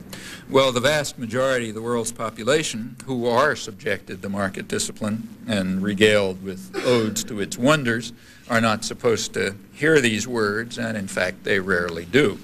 Again, some free advice to those of you who want to make it in the ideological institutions. You're not supposed to hear those words or to understand them, or certainly to transmit them to the general population. That would be a bad mistake. You're supposed to talk about the miracles of the market. These tendencies are enhanced by the free trade agreements. It's just another Orwellian term In reality, these pacts are designed to enhance investor rights, not free trade. You look at them closely, there's a combination of liberalization and protectionism, which is very carefully geared to the interests of the transnational corporations that are supposed to monopolize the technology of the future, the knowledge of the future, through highly protectionist devices, and of course to rule the world economy. That's very clear when you look at them closely. These agreements, including NAFTA and GATT, are neither free nor are they specifically about trade, and they are certainly not agreements if by that term we include the general public, which by and large has opposed them in most of the countries. However, politics is insulated from policy, so it doesn't, policy is insulated from politics, so it doesn't matter. These agreements, these investor rights agreements, are likely to achieve, at least enhance, the basic goal, namely to accelerate the drift of global society, including the rich countries, to a kind of third world model, a model where you have islands of enormous wealth and privilege and a growing sea of misery and despair. Well, to reverse this course, or at least to stem it, and to restore a bit of respect for the values of classical liberalism as it really was, and values of the Enlightenment that have long been forgotten, for respect for freedom and human rights, to do that, it's not necessary to repeal the principles of gravitation. It's only necessary to penetrate the clouds of deceit and distortion, to learn the truth about the world, and to act to change it. That's never been impossible. It's never been easy. It's not impossible today, and it's not going to be easy today. There's rarely, if ever, been a time in human history when that choice carried such enormous human consequences. There's a mic there if anybody wants to put their 2 or 5 or 20 cents in. Is this working? You hear? No, can you hear? I can, but I don't know if anybody else can. Is this better? Can you hear? Yeah? Okay, it's working. Thanks for mentioning the demonstration on November 10th, by the way. One thing that's kind of interesting to people who are paying attention to what's going on in East Timor, and for me in particular, as someone who's involved in the East Timor Solidarity Movement, is how it's become possible in the last 4, 5, 6 years to talk about what's going on in Indonesia. And even the Washington Post and the New York Times had an article on Sunday talking about East Timor, specifically demographic shifts in the population and everything else. What's conspicuously absent is any sort of relevant context that looks at the U.S. role in supporting this genocide and everything else. It's usually talked about in the context of, you know, Indonesian annexation or whatever, ignoring both the role of the media and the role of the U.S. But the discussion exists, which seems to be something of an advancement, but removed from context seems to kind of defeat the purpose of discussion at all. I was wondering if you might comment on the significance that this discussion is taking place for those who have tried to open the discussion of East Timor and your responsibility, In fact, it's, and what the implications are that the discussion is so removed from its proper context. Yeah, actually it's an extremely revealing case. You want to learn something about our own society and culture and values and so on. This is a very interesting case. It's not a minor one. It's probably the biggest slaughter relative to the population since the Holocaust, which makes it not small. It was the worst part of it was in the late 70s under the Carter administration. It's still going on. I just gave the example of one big massacre where maybe 500 or 600 people were killed, which we happen to know about for because of the accidents I mentioned, but it's still going on. At the time, in the late 70s, it was at about the scale of the Pol Pot massacres, and relative to the population, much larger. Furthermore, it was radically different from the Pol Pot massacres in one critical respect. Nobody had any idea about how to stop the Pol Pot massacres, but it was trivial to stop this one. We could simply follow for one of the principles of the Hippocratic Oath, which begins by saying, first do no harm, then we'll talk about other things. In fact, that massacre was going on because the United States was crucially supporting it. The U.S. was providing, the invasion took place with the explicit authorization of Henry Kissinger and Gerald Ford, Kissinger at once secretly, although it leaked, moved to increase the sales of U.S. arms, including counterinsurgency equipment to Indonesia, which already was 90% armed with U.S. arms. It's now known from leaked documents that the British and Americans and Australians knew all about it and advanced and followed it. It was continuing.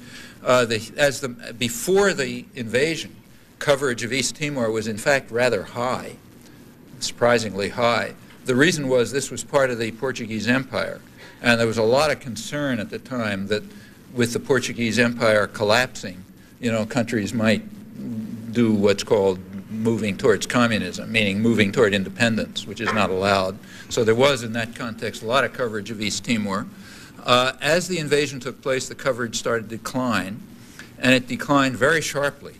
By 1978, when the atrocities reached their peak, coverage reached zero, literally zero in the United States and Canada, another big supporter. In 1978, the Carter administration, in fact, rushed new supplies of arms to Indonesia because they were actually running out of arms in the slaughter, which maybe by then had killed a couple 100,000 people. Where there had been any coverage at all, it was simply repetition of grotesque lies by the State Department or Indonesian generals presented as news in the front page. Well, around the early 80s, the change began that you described. There began to be some coverage, although always excluding the American role, which was crucial. For example, not only in providing arms, but even diplomatic support. And furthermore, it's not a secret. Like you read the memoirs of our UN ambassador, Senator Daniel Moynihan, who's greatly praised for his defense of international law. He describes it in his memoirs. He was UN ambassador when the Indonesian invasion took place. And he says something like this, is close to exact. He says, the State Department wanted things to turn out as they did, and I was given the responsibility of rendering the United Nations utterly ineffective in any action it might take. I carried out this responsibility with great success. And then he goes on to describe the effects, which he was not unaware of. He says in the first couple of months, it seems that about 60,000 people were killed, approximately the percentage of the population that the Nazis killed in Eastern Europe during World War II. That's Moynihan, the great advocate of international law. And he's right, that's what happened. The State Department wanted things to turn out as he did, and the U.S. ensured that it did. The Carter administration then came along and increased the flow of arms. The press did its job by shutting up down to zero at the peak point. Well, there was a very small number of people who were working on this. Literally, there probably weren't more than a dozen. I mean, it was a tiny group of activists working on it. Finally, they succeeded in getting somewhere. There began to be some press coverage. Some congressmen, incidentally, mostly conservative congressmen like Tony Hall, got interested. Pressure began to develop. The coverage was exactly as you say. It completely wipes out the record.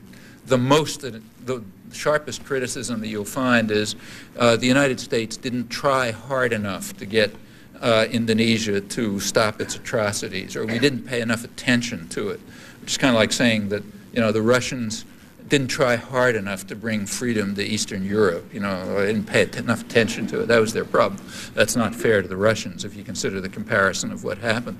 By the late 80s, it was becoming real in the United States, thanks to a small and indeed growing number of activists. About a year or two ago, it got to the point that Congress actually passed legislation banning U.S. military training for Indonesian officers because of these human rights violations, which I'm putting it pretty mildly. That was kind of embarrassing for the Clinton administration, but they got out of it all right. They announced that the law didn't mean what it said. Rather, what the law meant was that the United States couldn't train Indonesian military officers with money from the United States itself. But if the Indonesians paid for it, let's say with money we gave them from some other pocket, then it was okay. Well, Congress protested, but it went through. The State Department, with rare delicacy, picked the anniversary of the invasion to announce this. But things are proceeding. Just to give you an example, in Boston, on the first anniversary, something happened this week which is relevant and shows you can really do things. There was a court case in Boston this week where an Indonesian general was brought under a civil suit by the mother of one of the boys who was killed in the Dili massacre. Her name is Helen Todd, which explains why the civil suit went through. You can figure that part out. This suit, what happened is that when Indonesia was carrying out this cover-up, probably run by some big public relations firm in the United States after the Dili massacre, one of the things they did was get the generals out of the way so nobody would see them. And one of them was sent off to Harvard to study. Well, some local people in Boston found it out and went to checked with Harvard. Harvard claimed they'd never heard of him, but he was there. He was studying, and protests began to build up. And then came my favorite Boston Globe headline in history. On the first anniversary of the Dili massacre, it said, "Indonesian general facing suit flees Boston." And indeed, that's what happened. He fled Boston and hasn't been seen since. Meanwhile, meanwhile, the suit went on. There is a law which says that you can bring civil suits against torturers and murderers and so on if they happen to be on U.S. soil. He didn't show up, so just this week the judge heard the testimony of Helen Todd and Alan Nairn and others and was impressed. And he now has a $14 million fine. It's a civil suit in case he ever shows up. Incidentally, the same thing happened a year before with one of Guatemala's leading killers, General Gramajo, who the State Department was grooming to be the next president. And he was shipped off to Harvard also to refine his skills. And that was discovered. He was one of the big mass murderers from the early 80s. Actually, I found out about that one from the Central American press. People approached Harvard, never heard of him, But Alan Nairn, who's a very enterprising journalist and imaginative, he waited until the Harvard graduation commencement ceremonies, which are televised. And as General Gramajo was coming up to receive his degree, he raced up in front of the television cameras and served him with a subpoena on television. And that one, he fled Boston too, and that came to court, and he was fined $10 million. Well, these things just show you can do things. I mean, there's enough change so that Indonesia is very worried about it, very worried. And things are getting to the point where they might actually allow a referendum or something. There's a possibility, but it's going to take a lot more pressure. Among the other things that are not reported, incidentally, are the fact that I have yet to see a word about this in the United States. One of the main reasons for the invasion of East Timor, which was well known at the time, is now completely public, is that there's a big oil field off Timor. And the Australians and the Western companies had been trying to make a deal with Portugal to exploit that oil, and they hadn't been doing too well. And they figured that an independent East Timor would be really hard to deal with, but Indonesia would be easy, because that's one of their boys. They've been running it ever since a big massacre that the West applauded in 1965. So, in fact, the Australian records, leaked diplomatic records, show that they said before the invasion, we'll do better with an Indonesian takeover. All right, that's been proceeding. There's a treaty signed between Australia and Indonesia to exploit Timorese oil. Right after the Dili massacre, the West reacted by apart from sending additional arms to Indonesia, by 15 Western oil companies starting exploration in the Timor oil fields. Now there are apparently some promising strikes. Some were announced just a few weeks ago. There's also a world court case. Portugal's challenging it in the world court. If you've seen a word about this, you've read something I haven't read. This is one of the major stories about Timor. So that one's still under wraps. But the point is, that things can be done. And this is a particularly dramatic case because there were really a handful of people doing it. And, they're getting somewhere, maybe getting far enough so the policy could even change, particularly if there were parallel efforts in other countries. Like Britain's perfectly happy to take up the slack and make as much money as they can by selling arms to Indonesia if the United States backs off. So it's got to be a coordinated effort. I just wanted to get you to make a few comments about two things. One, about how outside the framework of the like industrial monopolies in the United States, how Cuba has been able to survive this long, and how that can be an example for change and how people can live a different way, and also how we can help Cuba and prevent the United States from destroying what they've created. Well, by the most amazing accident, I happen to have another leaflet in front of me, which answers that question. It says that there's going to be a national march on Washington on Saturday, November 12th, which is called by the End the U.S. Blockade of Cuba coalition, and it calls upon Clinton to stop using hunger as a weapon to threaten the Cuban people and to start talks to normalize relations. Incidentally, those of you who choose to go on that march, and I hope plenty will be joining with the entire world, with the exception of two countries, namely the United States and Israel, which alone voted against the condemnation of this embargo at the United Nations a few days ago. The New York Times has yet to discover that fact. There was a vote the preceding year in which the U.S. was able to get 3 votes, Israel, United States, Israel, and Romania, but apparently Romania dropped off this year.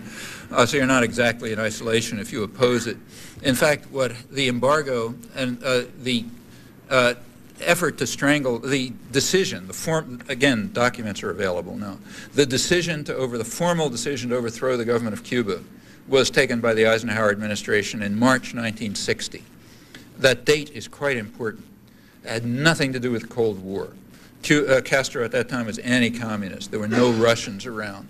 Now, the historians have a different story, like the court historian of the Kennedy administration, Arthur Schlesinger, had an article in the Wall Street Journal recently in which he opposed the embargo, but he said, well, you know, it's a relic of the Cold War.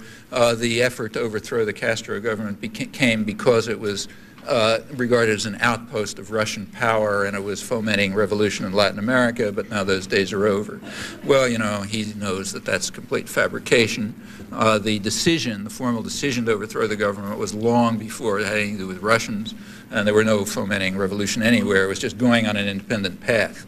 And remember, this is a country that the United States has considered that it owns ever since the 1820s.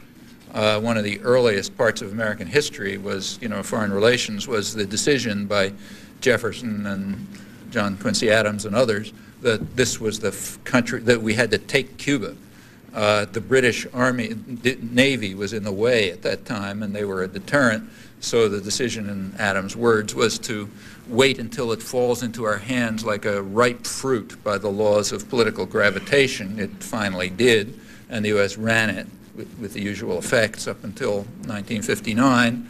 Almost immediately, attacks on Cuba began, bombing of Cuba from Florida and so on. Then came the decision to overthrow the government. Then Kennedy, who radically escalated the terror against Cuba, and in fact, you know, to levels previously unheard of. There's nothing comparable in the history of international terrorism.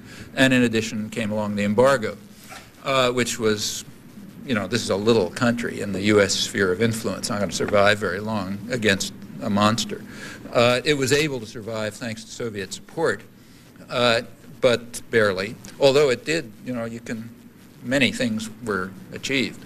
It was also pretty tyrannical, so it's an up and a downside. But it was succeeding in terms which were meaningful to other people, which is what the United States was concerned about. The real crime of Cuba was not the repression, which, whatever you think about it, doesn't come close to the kind of repression we supported and, in fact, implemented in nearby countries, not even close.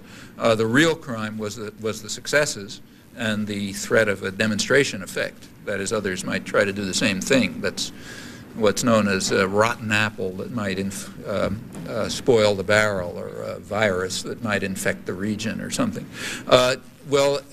In 1991, I guess, the next step came along. Oh, incidentally, when the Berlin Wall fell in 1989, the Russians were out of the game, they had an interesting event take place. Nobody noticed.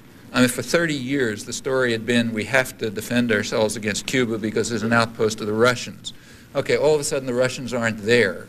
So what happens? Well, we have to make the attack against Cuba harsher. And it's interesting that the propaganda system didn't skip a beat. You know, check back and try to find if somebody noticed this.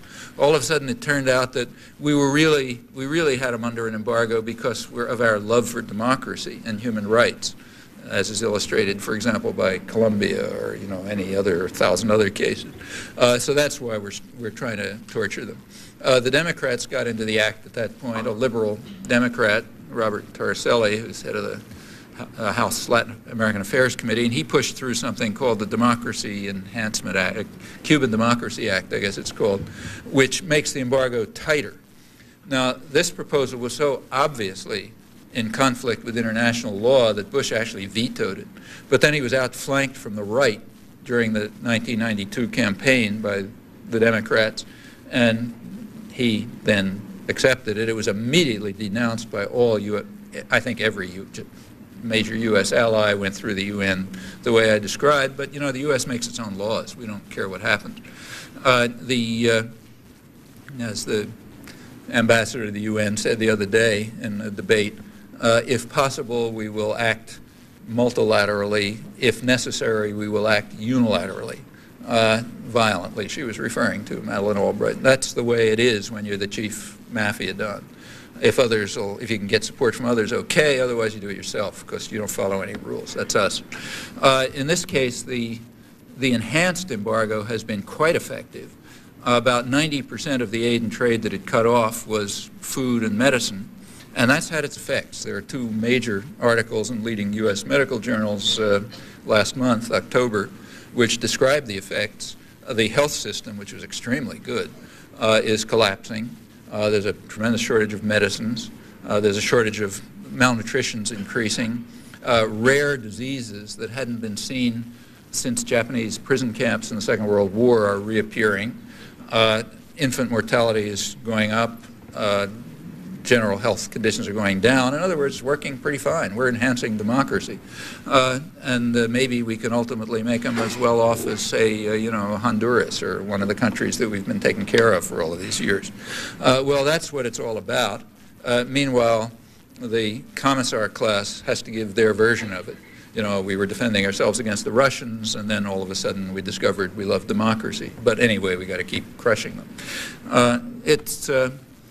Right now, the United States is so isolated in the world that it may not be able to get away with it, no matter how powerful we are. In fact, even the U.S. business community is beginning to have second thoughts, being concerned that they might be cut out of potentially lucrative business operations if others just stop obeying the laws imposed by the enforcer.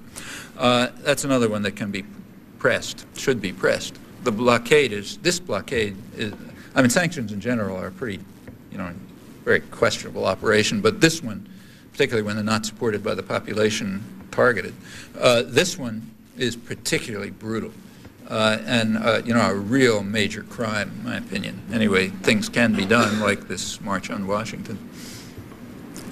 My name is Robert Hastings, and I live in Columbia, Maryland. And I'd like to get your comments on the irony of the fact that a version of the talk you're giving tonight is going to be broadcast on 100 stations, community radio stations in the United States, the entire nation of Canada by the organization that I represent, and that it's not going to be heard here in Baltimore. This stuff is not picked up at all in Baltimore, and there's no community radio involvement in this town.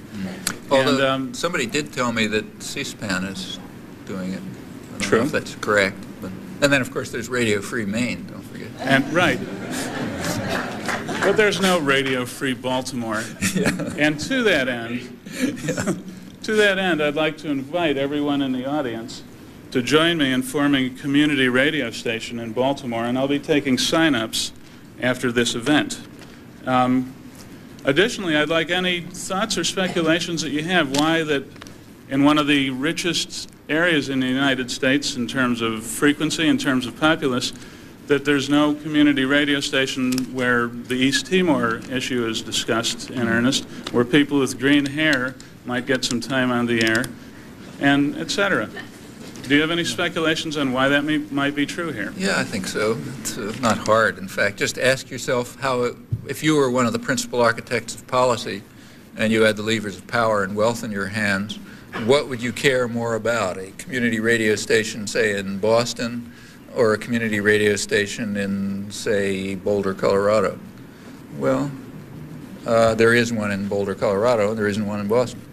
In fact, the farther you get away from the centers of power and doctrinal control, the more you find freedom and openness. Not surprising. Like nobody cares all that much what people think about in, say, you know, central Kentucky, but they care a lot what they think in places like Washington and its environs, in New York and Boston and so on, because they have decision-making power. And I think you find that that's incidentally why it's being, you know, you tell me, I take your word for it, this is being broadcast all over Canada, but only in very marginal places here. But that's, again, those are things that can be overcome. You know, these aren't laws of nature at all. In fact, you might ask yourself, how come that we're talking about community radio? Why not mainstream radio? Well, you know, the United States diverged from the rest of the world on this issue back around the late 1920s, early 30s, when radio was coming into existence, just coming along. Radio isn't like shoes. There's a fixed band, which is going to be rationed necessarily. And the question is, how is it going to be done? Well, as far as I know, every country, certainly every major country, maybe every country in the world except the United States, turned radio into a public forum, meaning it's as democratic as the country is.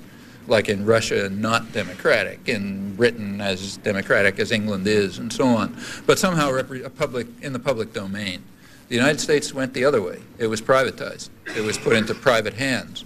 And furthermore, that was called a victory for democracy. And this is unique. When television came along, the same thing happened.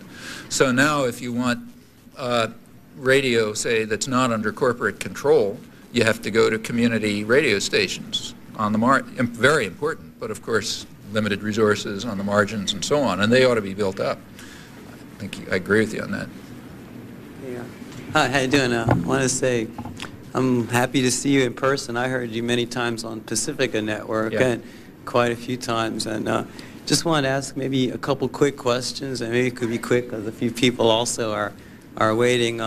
One specifically is like pertains to the coming like midterm elections for Congress and the positions on various congressmen. And all of you who bother to vote, actually, which I know is not many of you, you better listen up, because this is probably a most pertinent point regarding who is in Congress and who is voting on this GATT treaty in December. And I was wondering, what is your opinion on the matter? Quite a few people nowadays think that the World Trade Organization is the de facto government of the New World Order, and the GATT treaty they're voting on is officially the Constitution of the New World Order government. Well, what is your opinion on that matter? I'm wondering.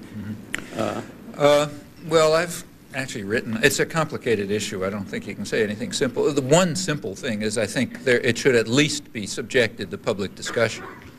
I mean, this is something of major significance, you know, and the idea of allowing it to be rammed through on a fast track without public discussion is ridiculous and grotesque, in fact.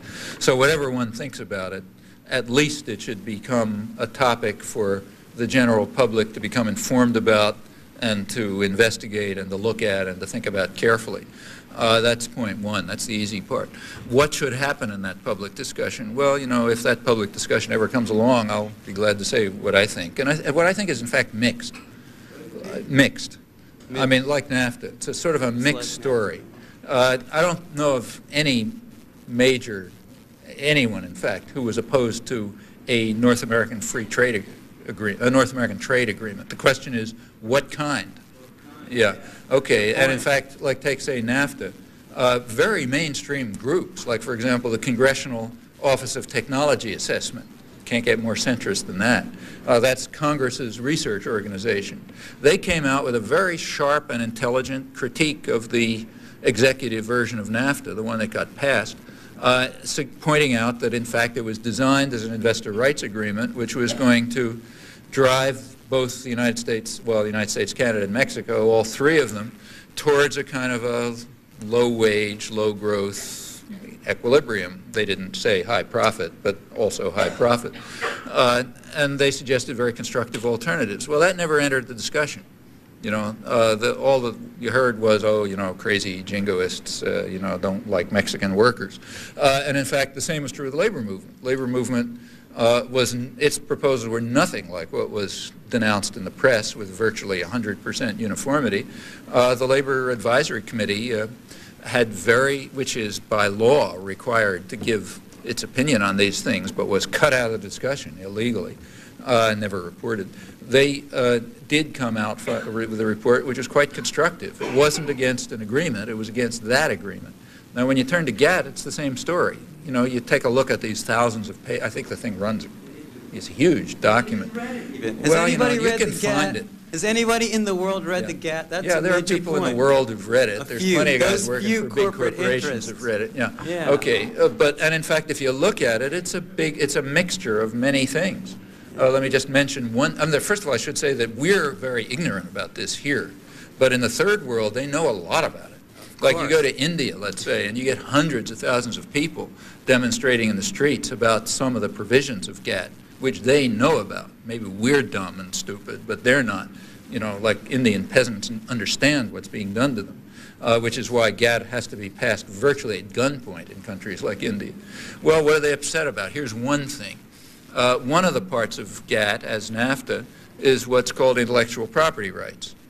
Intellectual property rights is a protectionist measure. It has nothing to do with, it's the opposite of free trade.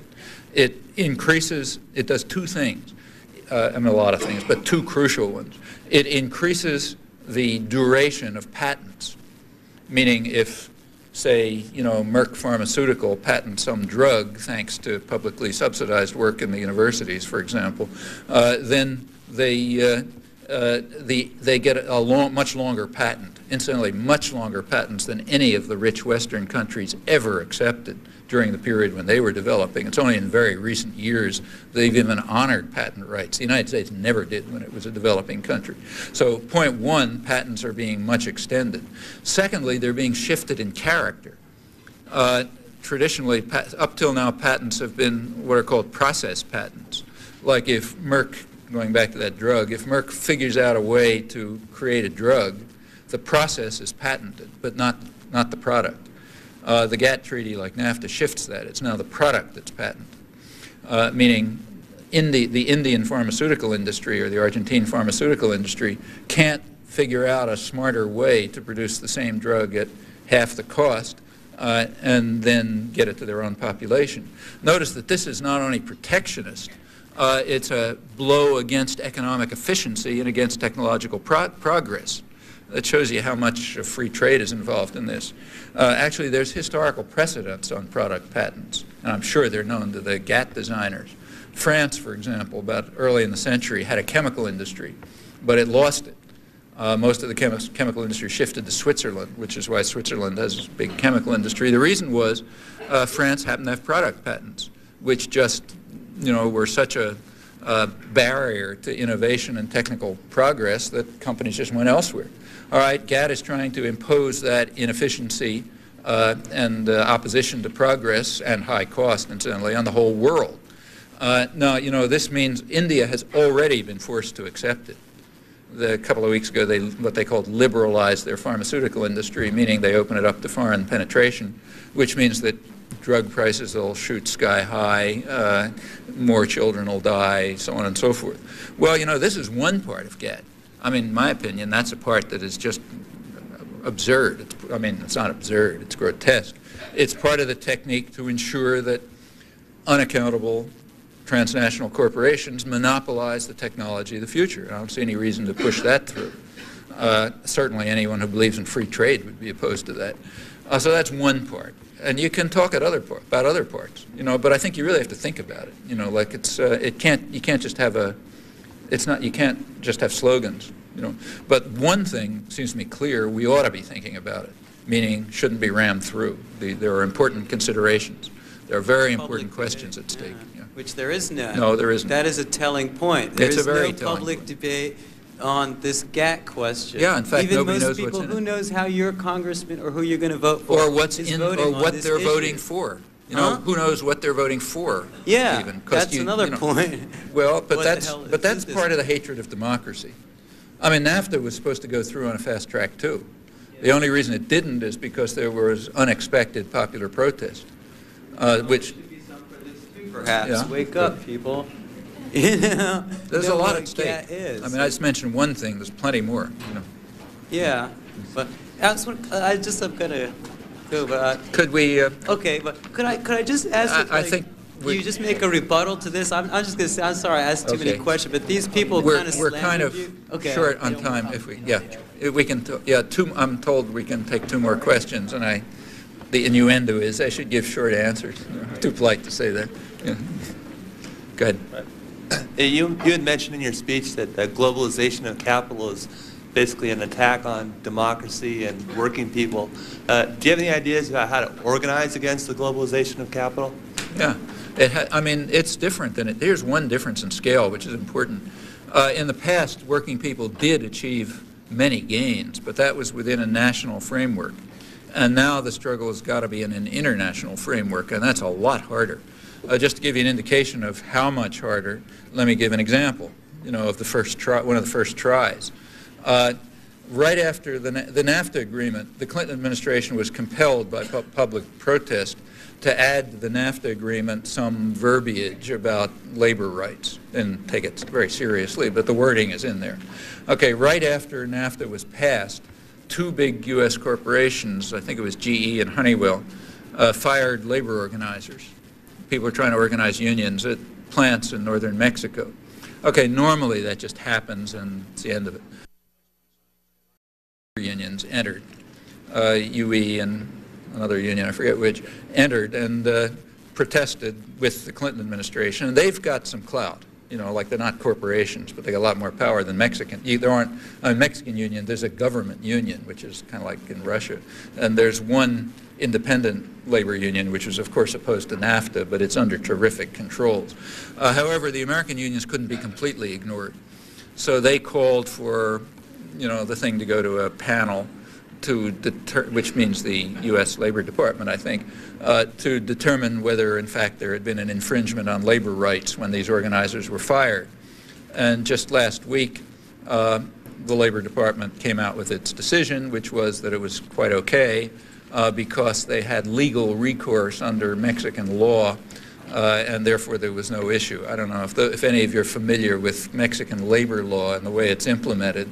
This doesn't even rise to the level of hilarity, But anyway, that was the decision, so the firing goes through. They're allowed to apply for severance pay and so on. Very happy. I'm sure GE is mourning. But that's the kind of thing that has to be done, and it's hard. It means, first of all, transnational popular organization and struggling against very powerful enemies like the national states, including those who call themselves liberal, but are really, they have other masters. So that's by no means going to be anything easy, but it has to be done. The NAFTA, for example, even its advocates, if you look closely, even if its advocates conceded that it was probably going to harm, in absolute terms, the majority of the population in both Mexico and the United States. For example, its advocates here said, well, it's really good. It'll only harm semi-skilled workers.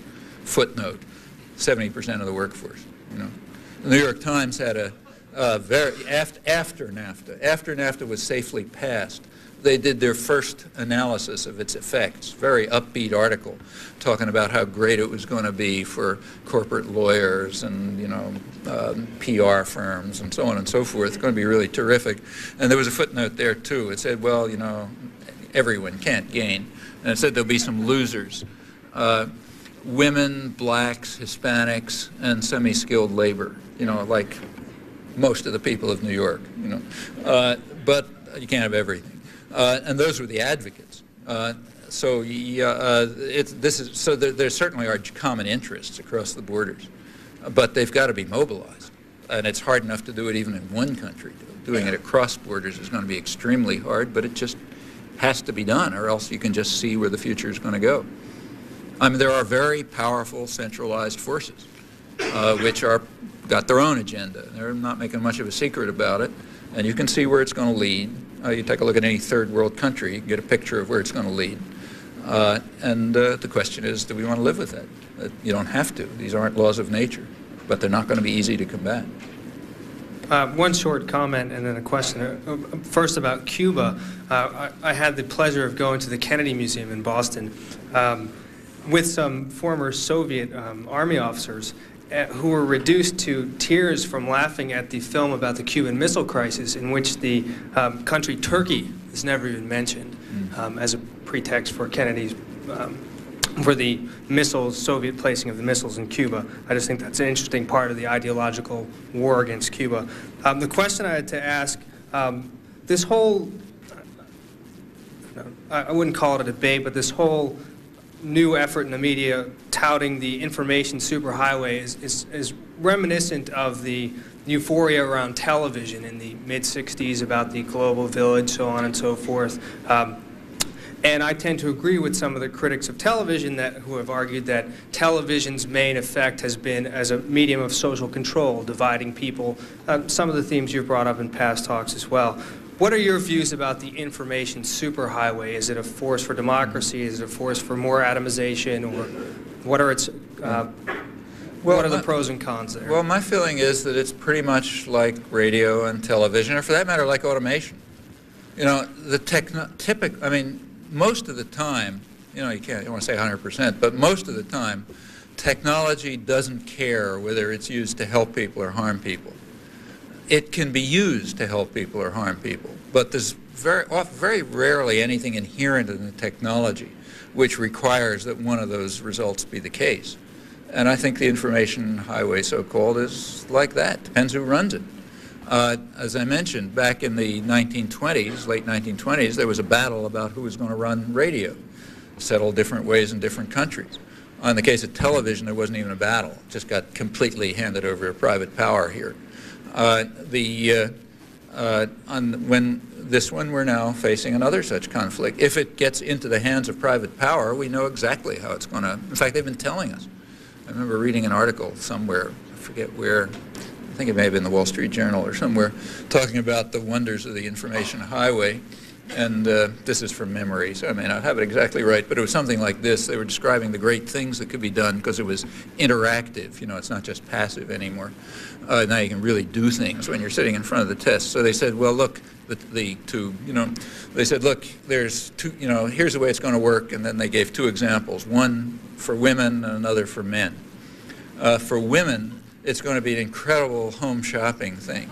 Like, you're sitting there watching some model and she shows you some ridiculous thing and you figure, well, I better have that or my kid won't grow up properly. So now it's interactive, so you can just push a button and, then they send it right over or something like that.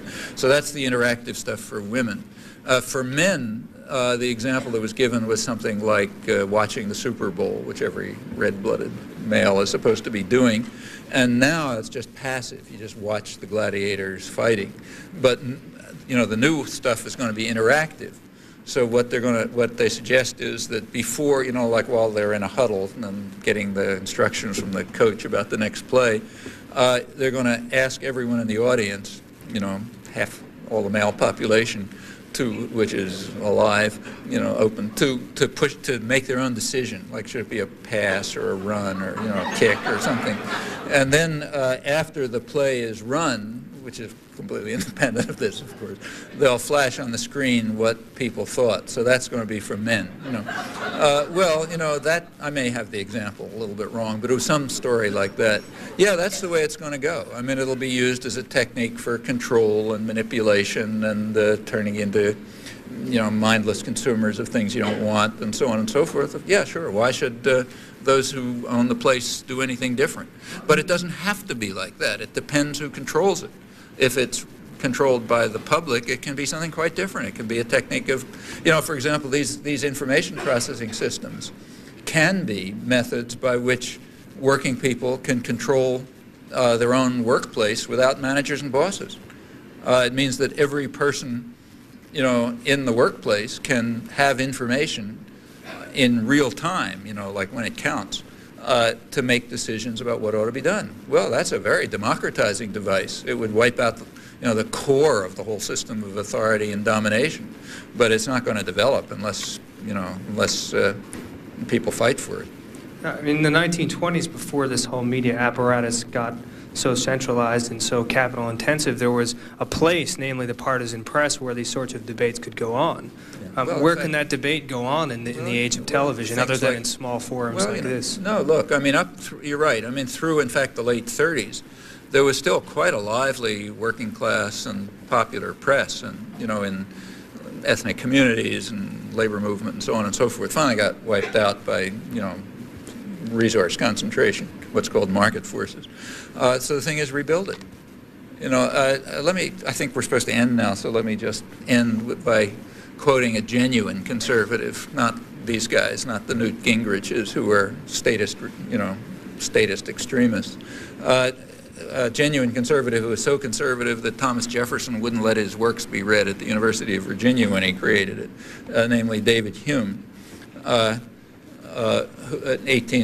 major 18th century figure who indeed was a true conservative.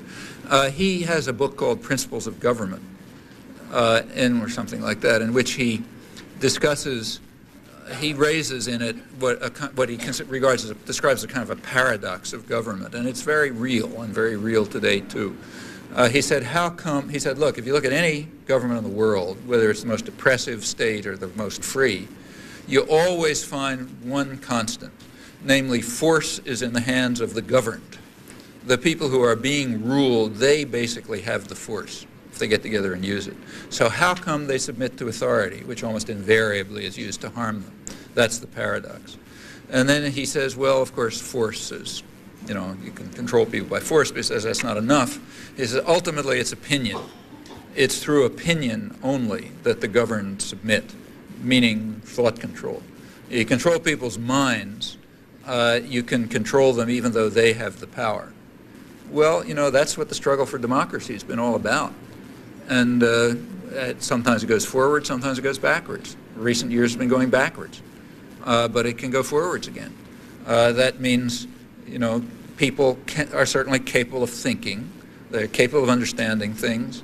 They need information. They need opportunities. They need forums. They need organizations. But those are things that are created by human will and human activity. They don't grow out of, you know, they don't come from molecules meeting or cosmological forces. So, you know, people want to create them, they create them. And that can make the difference, exactly as Hume said and indeed feared, because he was he didn't want the public to be involved. Professor Chomsky, if I could just make a brief announcement, Sure. would you be willing to answer the questions of the people who are standing there? Oh, sure. Nobody more. Oh, yeah. Okay, we got a little bit of a relief. The people who are standing there, but nobody more. I can't see how many there are with the light. 4 more. 4 more. Okay, you guys get your chance. Just make a quick announcement before that. If I could just before that make an announcement, there are some response sheets that we've passed out. If before you leave, I just want to make sure we get everybody, before you leave, if you could pass them in toward the center aisle, because they're extremely important to us for scheduling future guests. Okay, and okay, go ahead. Hi, my name is Bruce Critt. I'm a student at the University of Maryland, Baltimore County. I never fail to vote, but from what you're describing about both the Republican administrations and the Democratic administrations, specifically Clinton, Carter, and Kennedy, as well as the Nixon administration, I wonder, you know, maybe my voting power, my ability to change the system by voting seems a little bit limited. And also, of course, the other possibility is just getting the information out, which was something else that you suggested. I mean, even if everybody knew everything that you were saying, that you were talking about with regard to the collusion between the capitalists and the government of the United States, given the separation between policy and politics, what can we do, even after everybody in the world knows about these things, even if we succeeded in telling everybody about all of these things and everybody knew? What do they do? Specifically, what direct action can the population take? What are the most important direct actions that the population can take against this collusion, against this complex? Yeah. Well, you know, with regard to voting, I don't think there's a general principle. I mean, you just make your decisions. I don't think it's usually not a major decision, like it's not going to have a big effect on things. It may have some effect on things. So you just decide, like, is it important enough to have an effect in this and that case? And there's no general principle. But on the other question, what can be done? Well, you know, everything can be done. Everything can be done up to the point of eliminating all structures of authority and repression. They're human institutions. They can be dismantled. If you ask yourself what's the most important, well, you know, then, you know, that's not the kind of thing you decide in a meeting like this. I mean, those are the kinds of decisions that come by serious thought among people who are really trying to institute change. Now, you know, typically, given the world the way it is, you start with where the world is. Okay, like you don't start by saying, okay, let's overthrow transnational corporations. Okay, I think that's because it's just not within range, you know. So you start with saying, look, here's where the world is. What can we begin to do? Well, you can begin to do things which will get people to understand better what the source of real power is and just how much they can achieve. Like you can start by, say, first of all, you can start by getting us to stop torturing people, right? Like there's an easy things to do are getting, you know, stop killing children in Cuba, let's say. Stop, you know, massacring in East Timor. Those are easy things. So let's do those. First do the easy things. With regard to the domestic scene, take, say, the crime bills. I mean, they're just, like I said, they're the domestic equivalent of death squads. The fact that they're targeting vulnerable populations who are being turned into people under military occupation, look, that's an easy one to change. I mean, you really just have to change opinion on that one.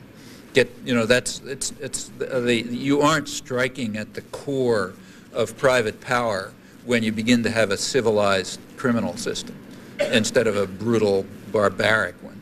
So that one, I think, is changeable. What about the war against children and families, another case that I mentioned? Well, that's another easy one. I mean, the the European-Japanese model, incidentally, it's not, I don't want to suggest it's so beautiful, except in comparison to ours, but those are countries very much like us.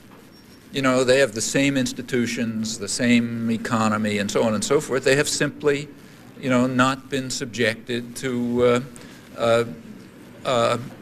unilateral business power as much as here for all kind of historical reasons, and we can certainly become like those countries. You know, there's, in fact, a model sitting right in front of you, countries very much like us. Take, say, health care. Well, you know, the U.S. is off the spectrum on that one, too.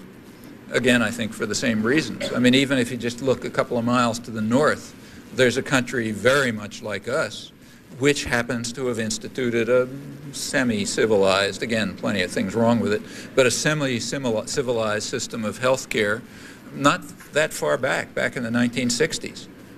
Under conditions that we could easily duplicate. Well, those are things that are, I don't want to say those things are going to be easy, but they're within range. On things like GATT, you're getting into harder territory because here crucial interests of authoritarian institutions are at stake. And then you're going to begin to face the fact, which after all is a fact that sooner or later you have to face, that maybe the most totalitarian institution in human history, or certainly close to it, is a corporation. It's an institution in which authority goes strictly from top to bottom. If you're ultimately it's in the hands of owners and investors. If you're inside the system, you take orders from above and transmit them down. If you're outside the system, there are very weak popular controls which indeed are eroding. I should say that this is not an insight of mine. It was pointed out by Thomas Jefferson in his later years when he warned, these are just the early days of corporations, he warned that if power was going to shift into the hands of what he called banking institutions and moneyed-in corporations, then the democratic experiment would be over. We'd be back to a form of absolutism worse than what they struggled against. Thomas Jefferson is not exactly a figure who's off the spectrum in American history.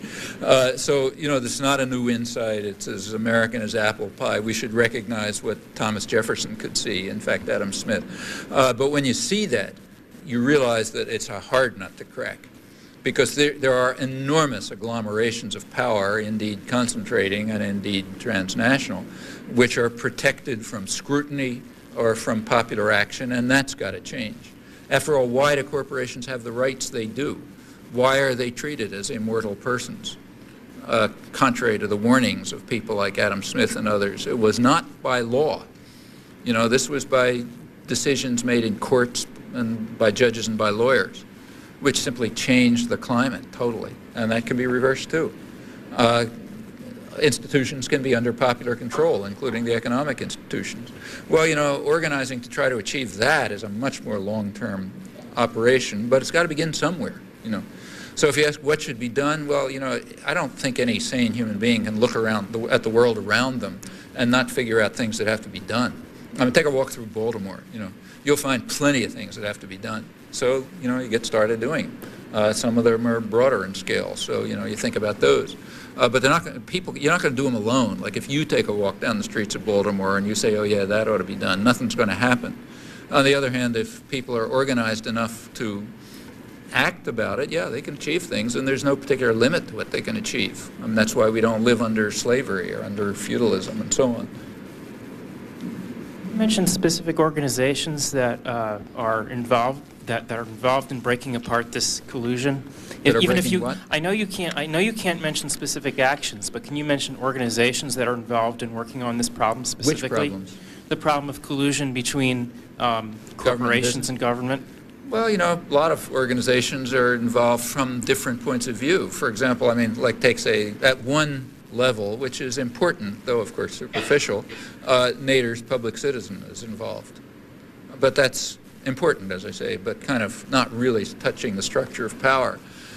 Beyond that, I mean, you know, if the American labor movement ever recovers the insights that ordinary working people, and in fact the labor movement had 100 years ago, it'll be working against them.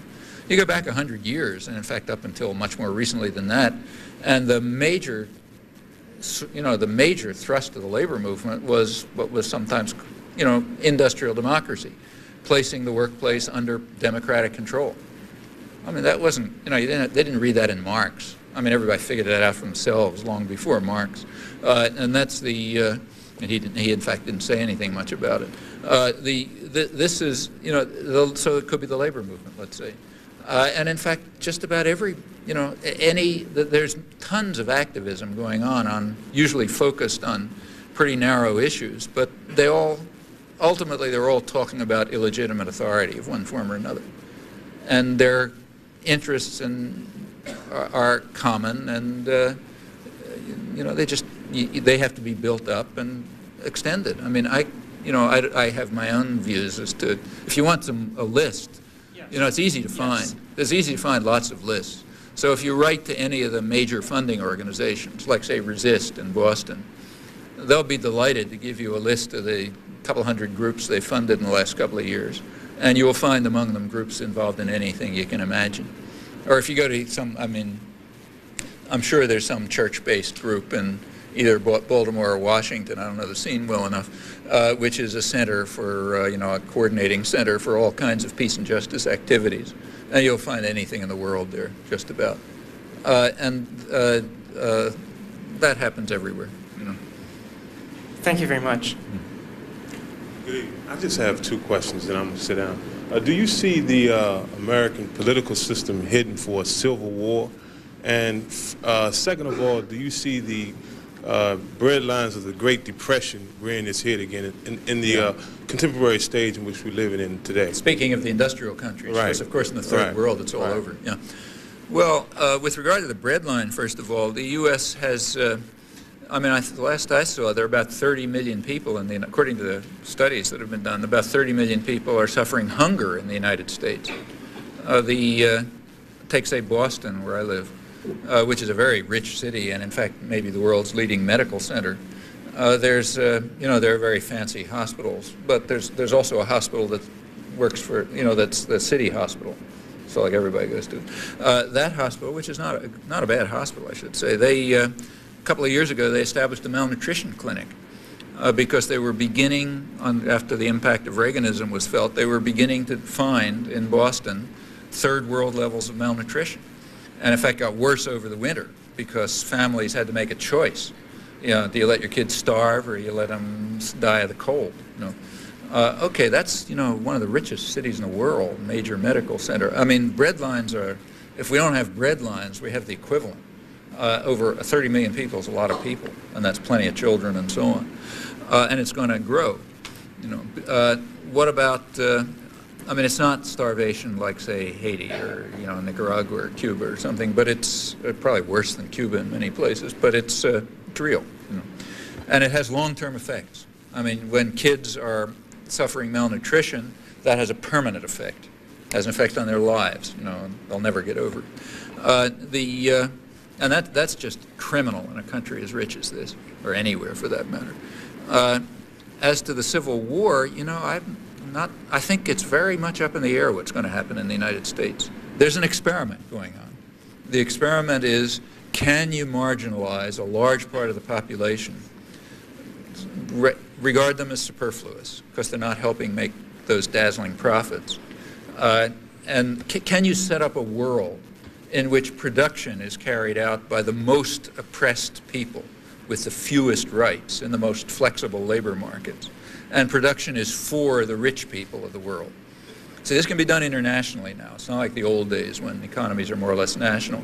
So can you get, can you get women in China to work in factories where they're locked in and they die in factory fires, because as is happening incidentally, can you get them to produce the toys that are sold in stores in New York and Baltimore, where rich people buy them to give them to their children for Christmas? I mean, that's sort of, to give an example, that's a real example, incidentally. Can you have an economy where everything works like that? So production by the most impoverished and exploited for the richest and most privileged, internationally. And with large parts of the general population just marginalized because they don't contribute to the system. In, say, Colombia, murdered. In New York, locked up in prison. Can you do that? Nobody knows the answer to that question. Could it lead to a civil war? It definitely could. It could lead to uprisings, revolts. There are other things to worry about. The United States happens to be an extremely fundamentalist country.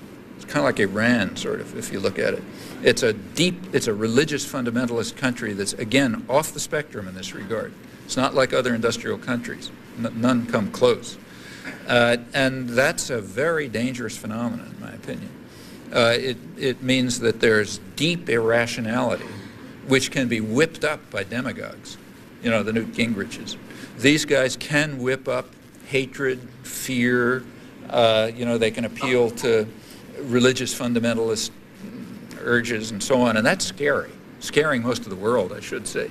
If you recall the last Republican National Convention, it opened with a God and Country rally, which was televised. And that was seen around the world. And in Europe particularly, it really sent chills up people's spines. I mean, they remember Hitler's Nuremberg rallies, at least older people do. And it had something of that tone. And it's kind of striking, and natural that the Republican, I don't mean to say the two parties are all that different. I gave some examples to illustrate the opposite. But there's some difference between them. The Republicans are openly and outspokenly the party of business. They don't make much of a pretense to be anything else. And that means that the only way they can rally the public is behind jingoism, fear, hatred, slander, other techniques which have been used quite effectively to organize great masses of people in times of real distress. We don't have to go back very far in history to find that. Germany in the 1930s was maybe the most civilized and advanced country in the world. All right, it was possible, but plenty of problems. And it was possible to whip up hatred, fear, and to mobilize people, and in fact to carry out certain, what from their point of view was social development even, and with consequences that you're familiar with. That could, why are we different? We've got the same genes. And the conditions in the culture that might be part of the background for that, they exist. On the other hand, there are other things. There's a streak of independence and opposition to authority in the United States, which is maybe also unique in the world. That's a very healthy thing. Can show up in antisocial ways, like running around with assault rifles, but it could also show up in healthy ways. And the trick is to make it show up in healthy ways, like opposition to illegitimate authority, which it could do. This is maybe the country in the world that most protects freedom of speech. I happen to think that's a very good thing. I know a lot of people don't agree, but I think it is. And that was won by centuries of struggle. I mean, freedom of speech was achieved in the United States, really, through the Civil Rights Movement, which finally got the Supreme Court to knock down the centuries-old laws against criticism of state power. That came right through the Civil Rights Movement. Well, you know, those are gains that are real and that offer a basis for doing things. So, you know, it's complicated. Yeah, could it be a civil war? It could be very unpleasant. A lot of very ugly things could happen. They're not inconceivable, but they're also not inevitable.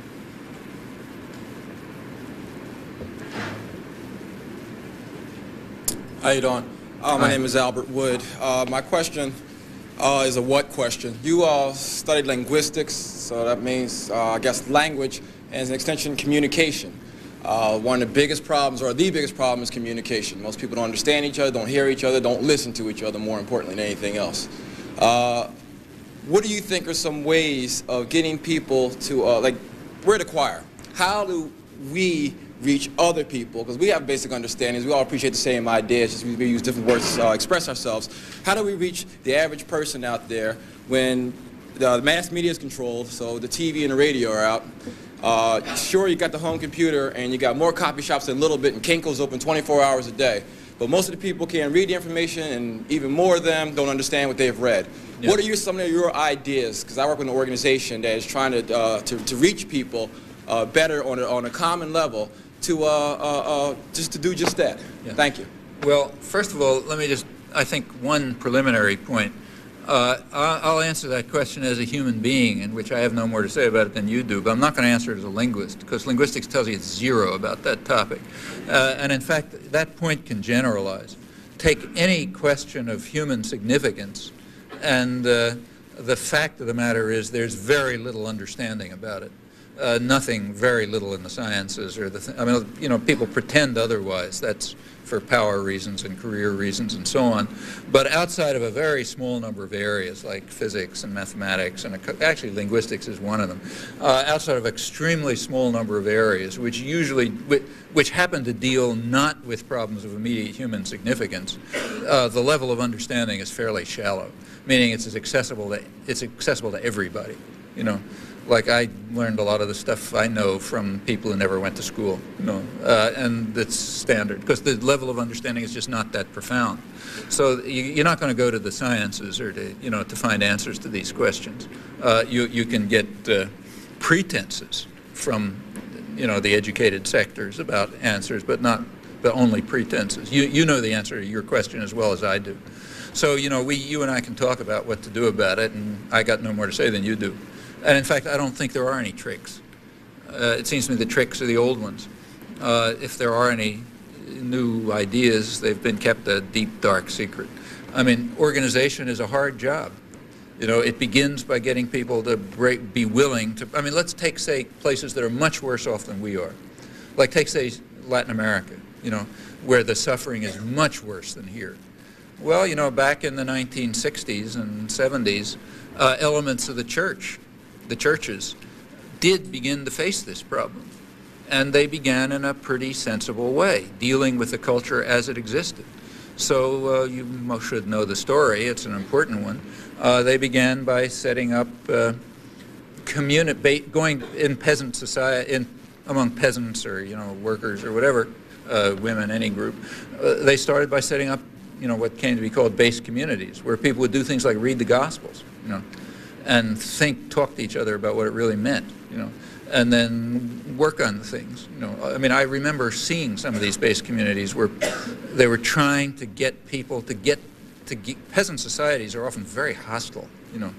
And one that I went to, there was actually a very conservative order of nuns, were trying to get local peasants to agree to work together enough so that they could get a common well, okay? You know, instead of each going out with a cup of water to try to pick something up from the, you know, stream. Well, you know, that was hard. And when it's done, you can go on to bigger things. I mean, it got to a point in Central America where you and I had to spend our tax money to have these people murdered, because that's what happened in the 80s.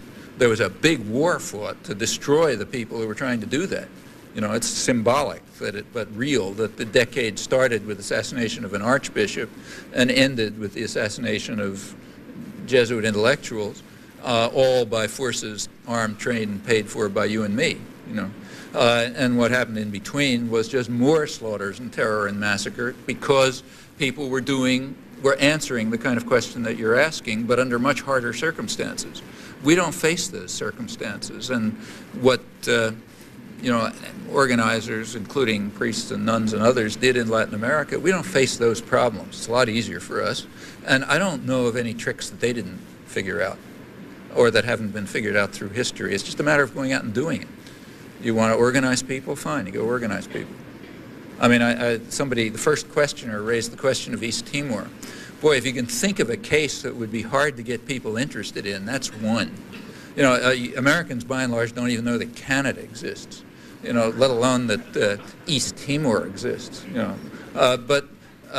So this went on in secret, you know, nobody was interested, everybody in power wanted it to go on, but a half a dozen or so people finally managed to break through. How? By the ordinary techniques that we all know about, you know. Lobbying, organizing, pressure groups, letter writing, you know, everything. You know, that's the way you do it. There are no other ways. Two quick questions. First, what is the political ramification of the crime bill? Crime bill? Yes, as it relates to the new world. One? The new crime bill. New crime bill. Right, as it relates to the world order. And also, what is the relation of the world order to the family value that is being charted across America? That is being charted across America. Across America? Right. Well, I don't really have a lot to add to what I said before. I mean, just to summarize, the crime bill, I think, is a natural reaction on the part of the people who sort of own the society to the problem of a lot of superfluous people around who aren't making profits for them. Well, a natural reaction, if you're living in El Salvador or Colombia or someplace like that, a natural reaction is actually what they call down there social cleansing. You send out the security forces to just murder people in the streets, like the Brazilian police, you know, where we had this success story of American-style capitalism. One of the parts of the success story is the Brazilian police just go out and murder street children. You know, they murder them, that's all. Okay, that takes care of that problem. Here, the crime bill, I think, fulfills a similar objective. It controls parts of the population that are defenseless, so you don't have to worry about them, and that are superfluous in the sense they're not contributing to profits. That's a definite part of the New World Order, because the New World Order is turning most of the world into two-tiered societies, you know, with little sectors of wealth and a large mass of poverty, and you got to control them. So that's the crime bill. Family values, yeah, I mean, it's just, I think it's just what I said. It's just what the UNICEF, I mean, not me, what the UNICEF report described. Again, very mainstream report I was quoting. There has indeed been a war in the United States and England, and to some extent the other Anglo-American societies, like even as far as New Zealand.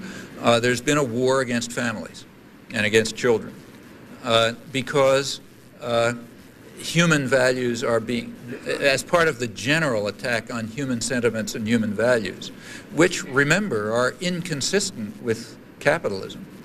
Now, you know, we don't have a capitalist society. As I said, it's a very, you know, the wealthy want a real powerful state to defend them. A capitalist society wouldn't survive for 5 minutes.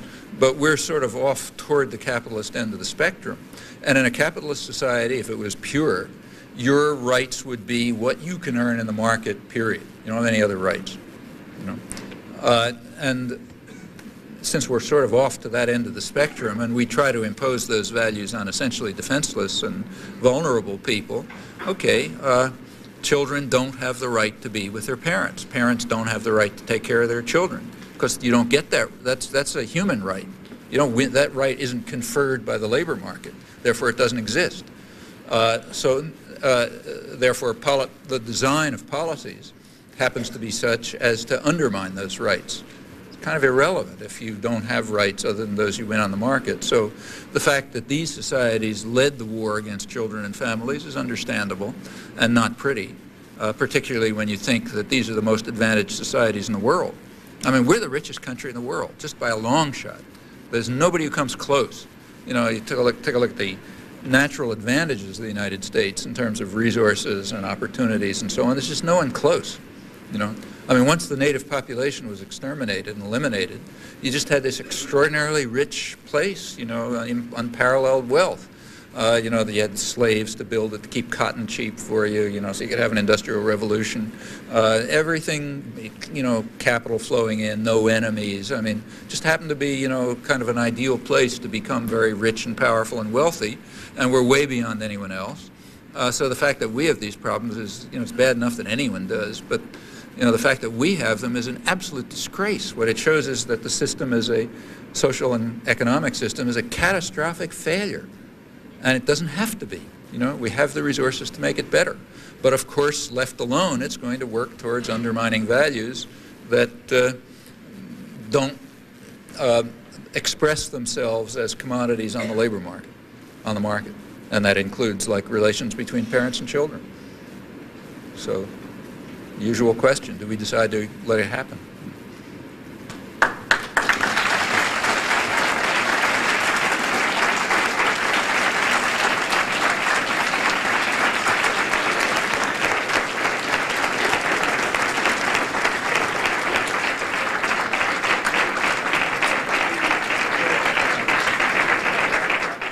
And the New World Order actually rises higher than mere opinion or description of fact.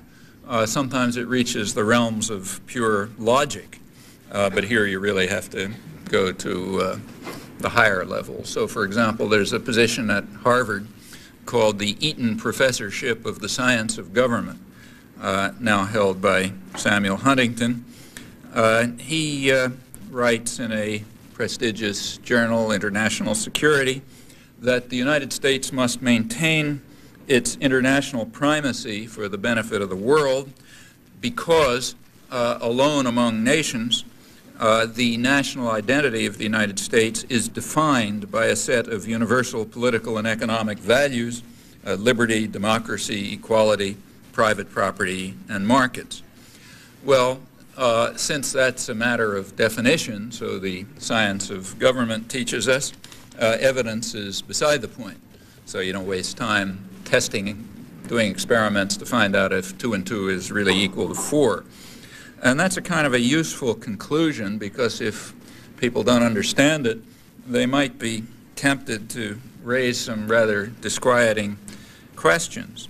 To pick just, say, the period of the peak period of American liberalism, take, say, the Kennedy administration, and somebody might want to know just how the Kennedy administration was containing the global threat to market democracies when it prepared the overthrow of the parliamentary government of Brazil, installing a regime of killers and torturers and setting off a plague of neo-Nazi national security states that spread over the hemisphere, always with firm U.S. support and, in fact, direct participation. And indeed, the actions were presented at the time as a great victory for democracy. Kennedy's ambassador, Lincoln Gordon, who then became Secretary of State for Asian Affairs, he explained that the Brazilian coup, a military coup that overthrew the parliamentary regime, was a great victory for the free world, which was undertaken to preserve and not destroy Brazil's democracy. It was, he called it a democratic revolution, which was the single most decisive victory for freedom in the mid-20th century. And then he added that also it should create a greatly improved climate for private investment. So in that sense, at least, it did contain a threat to market democracy in a rather special sense. He went on from there, if my memory is correct, to become president of a great university, not very far from here. Well, we also would not have to evaluate other cases, given that consent as follows. The mass media serve as a system for communicating messages and symbols to the general populace. It is their function to amuse, entertain, and inform, and to inculcate individuals with the values, beliefs, and codes of behavior that will integrate them into the institutional structures of the larger society. Whether it is the questionable but unquestioned values and logic of a 5th century BC Athenian rhetorician, the honeyed words of a 1st century BC Roman poet smeared on the rim of a cup of otherwise unpalatable doctrine, or the irony of a carefully designed media facade behind which lurk the ulterior and perhaps also inferior motives of the facade builders, we are ever in need of that gadfly spirit which, whether it gains our agreement or not, does us the great service of making us think about what is beneath the surface, about how and why what is said, in the last analysis about appearance and reality. Our honored guest this evening is such a gadfly. Please join me in welcoming Professor Noam Chomsky, who will speak on democracy and media in the New World Order.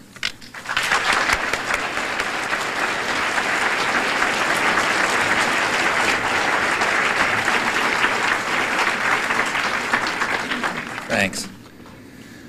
There's a conventional doctrine about the new era that's opening up before us and the promise that it holds. The official version of this was given about a year ago by the National Security Advisor, Anthony Lake, announcing what some have called the Clinton Doctrine.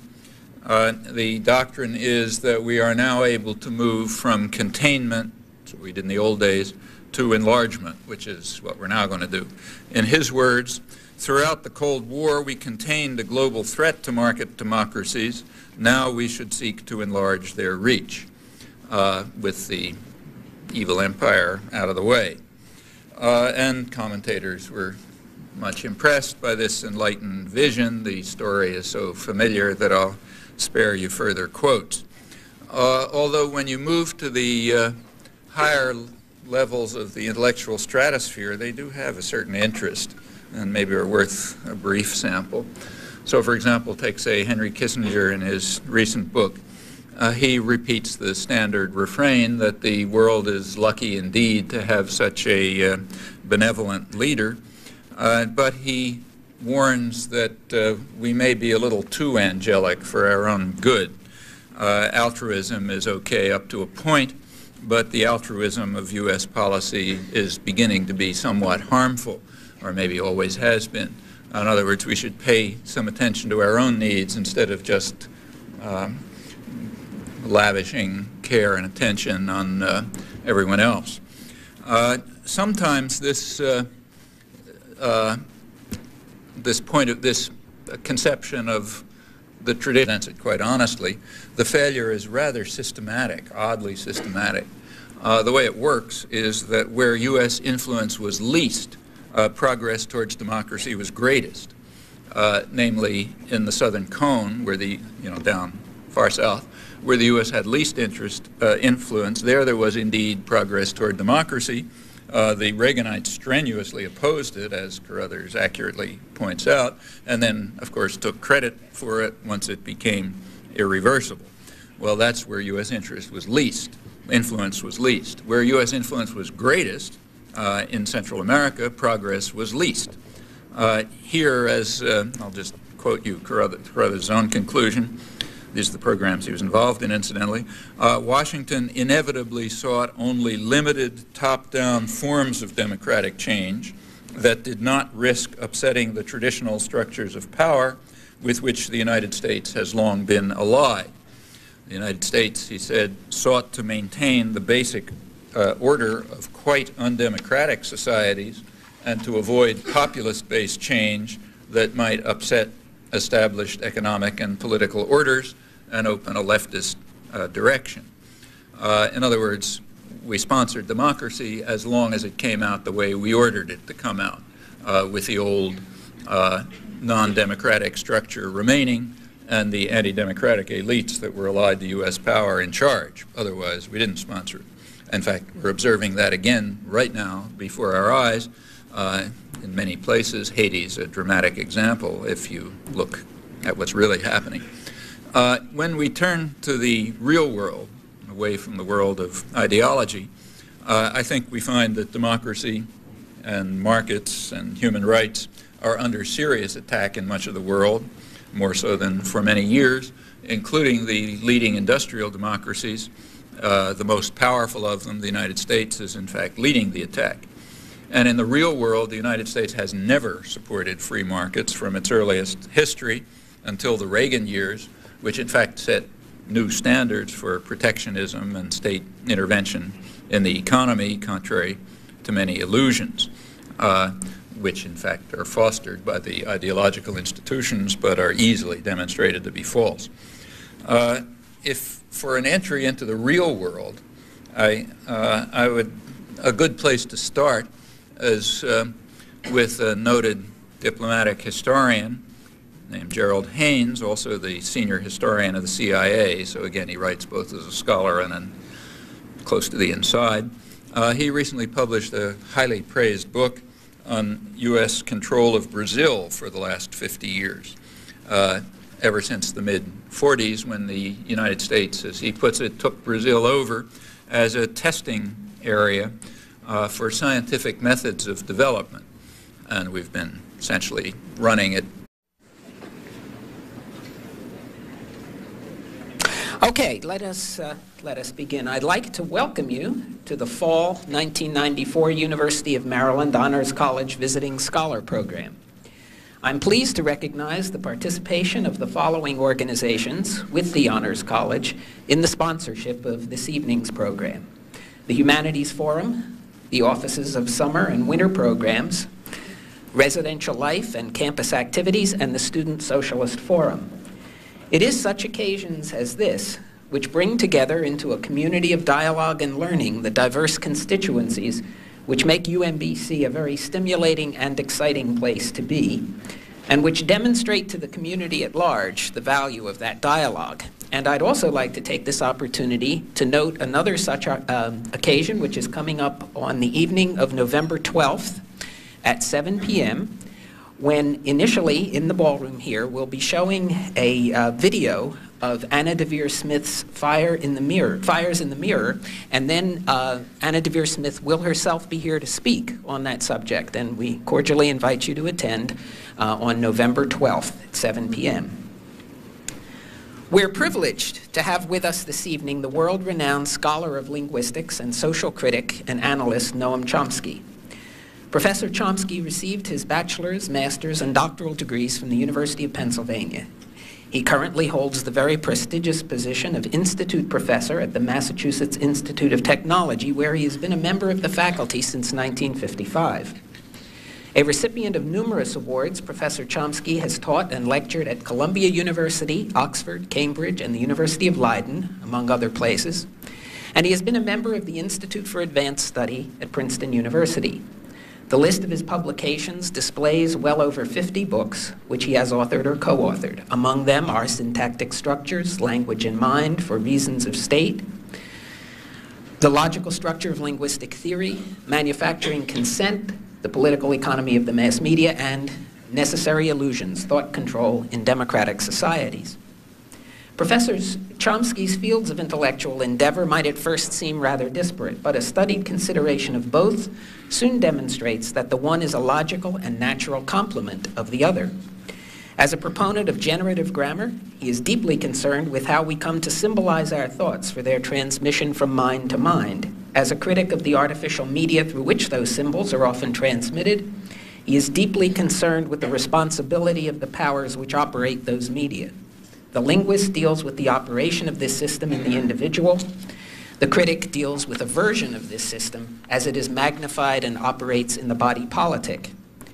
Some time ago, we had a rather rude awakening to discover that the distinction between the message and the medium through which it is transmitted can become blurred, in some cases quite noxiously so. Apropos of this, Professor Chomsky opens his book Manufacturing. The U.S. commitment to these splendid values is a matter of definition. In fact, we can put aside the whole historical record, which unfortunately reveals a rather systematic relationship between U.S. policy and democracy and human rights and indeed markets. I'll come to that. One example is the close correlation that's been demonstrated repeatedly between U.S. aid and torture. The more a government tortures its citizens, the more likely it is to receive U.S. aid. The correlation includes military aid. It's independent of need. It's not just that the torturing countries are the needier. And the correlation remains alive right through the period when human rights was the soul of our foreign policy, back in the late 1970s. And indeed, the correlation remains quite alive today, notably in the region that's most subject to U.S. power and therefore most revealing about our real values. The leading human rights violator in the hemisphere now, first place has been taken by Colombia, where the record is really horrendous. And in fact, it is the recipient of more than half of U.S. military aid, increasing under Clinton. Now, the pretext in Colombia is not fighting communism. That doesn't work anymore. It's fighting narco-trafficking, although nobody even tries to conceal the fact that the security forces that the United States is training and arming, and the government itself, is deeply involved with narco-trafficking, which indeed has been abetted by U.S. policy in some quite remarkable ways. If there's time, I'll give some examples.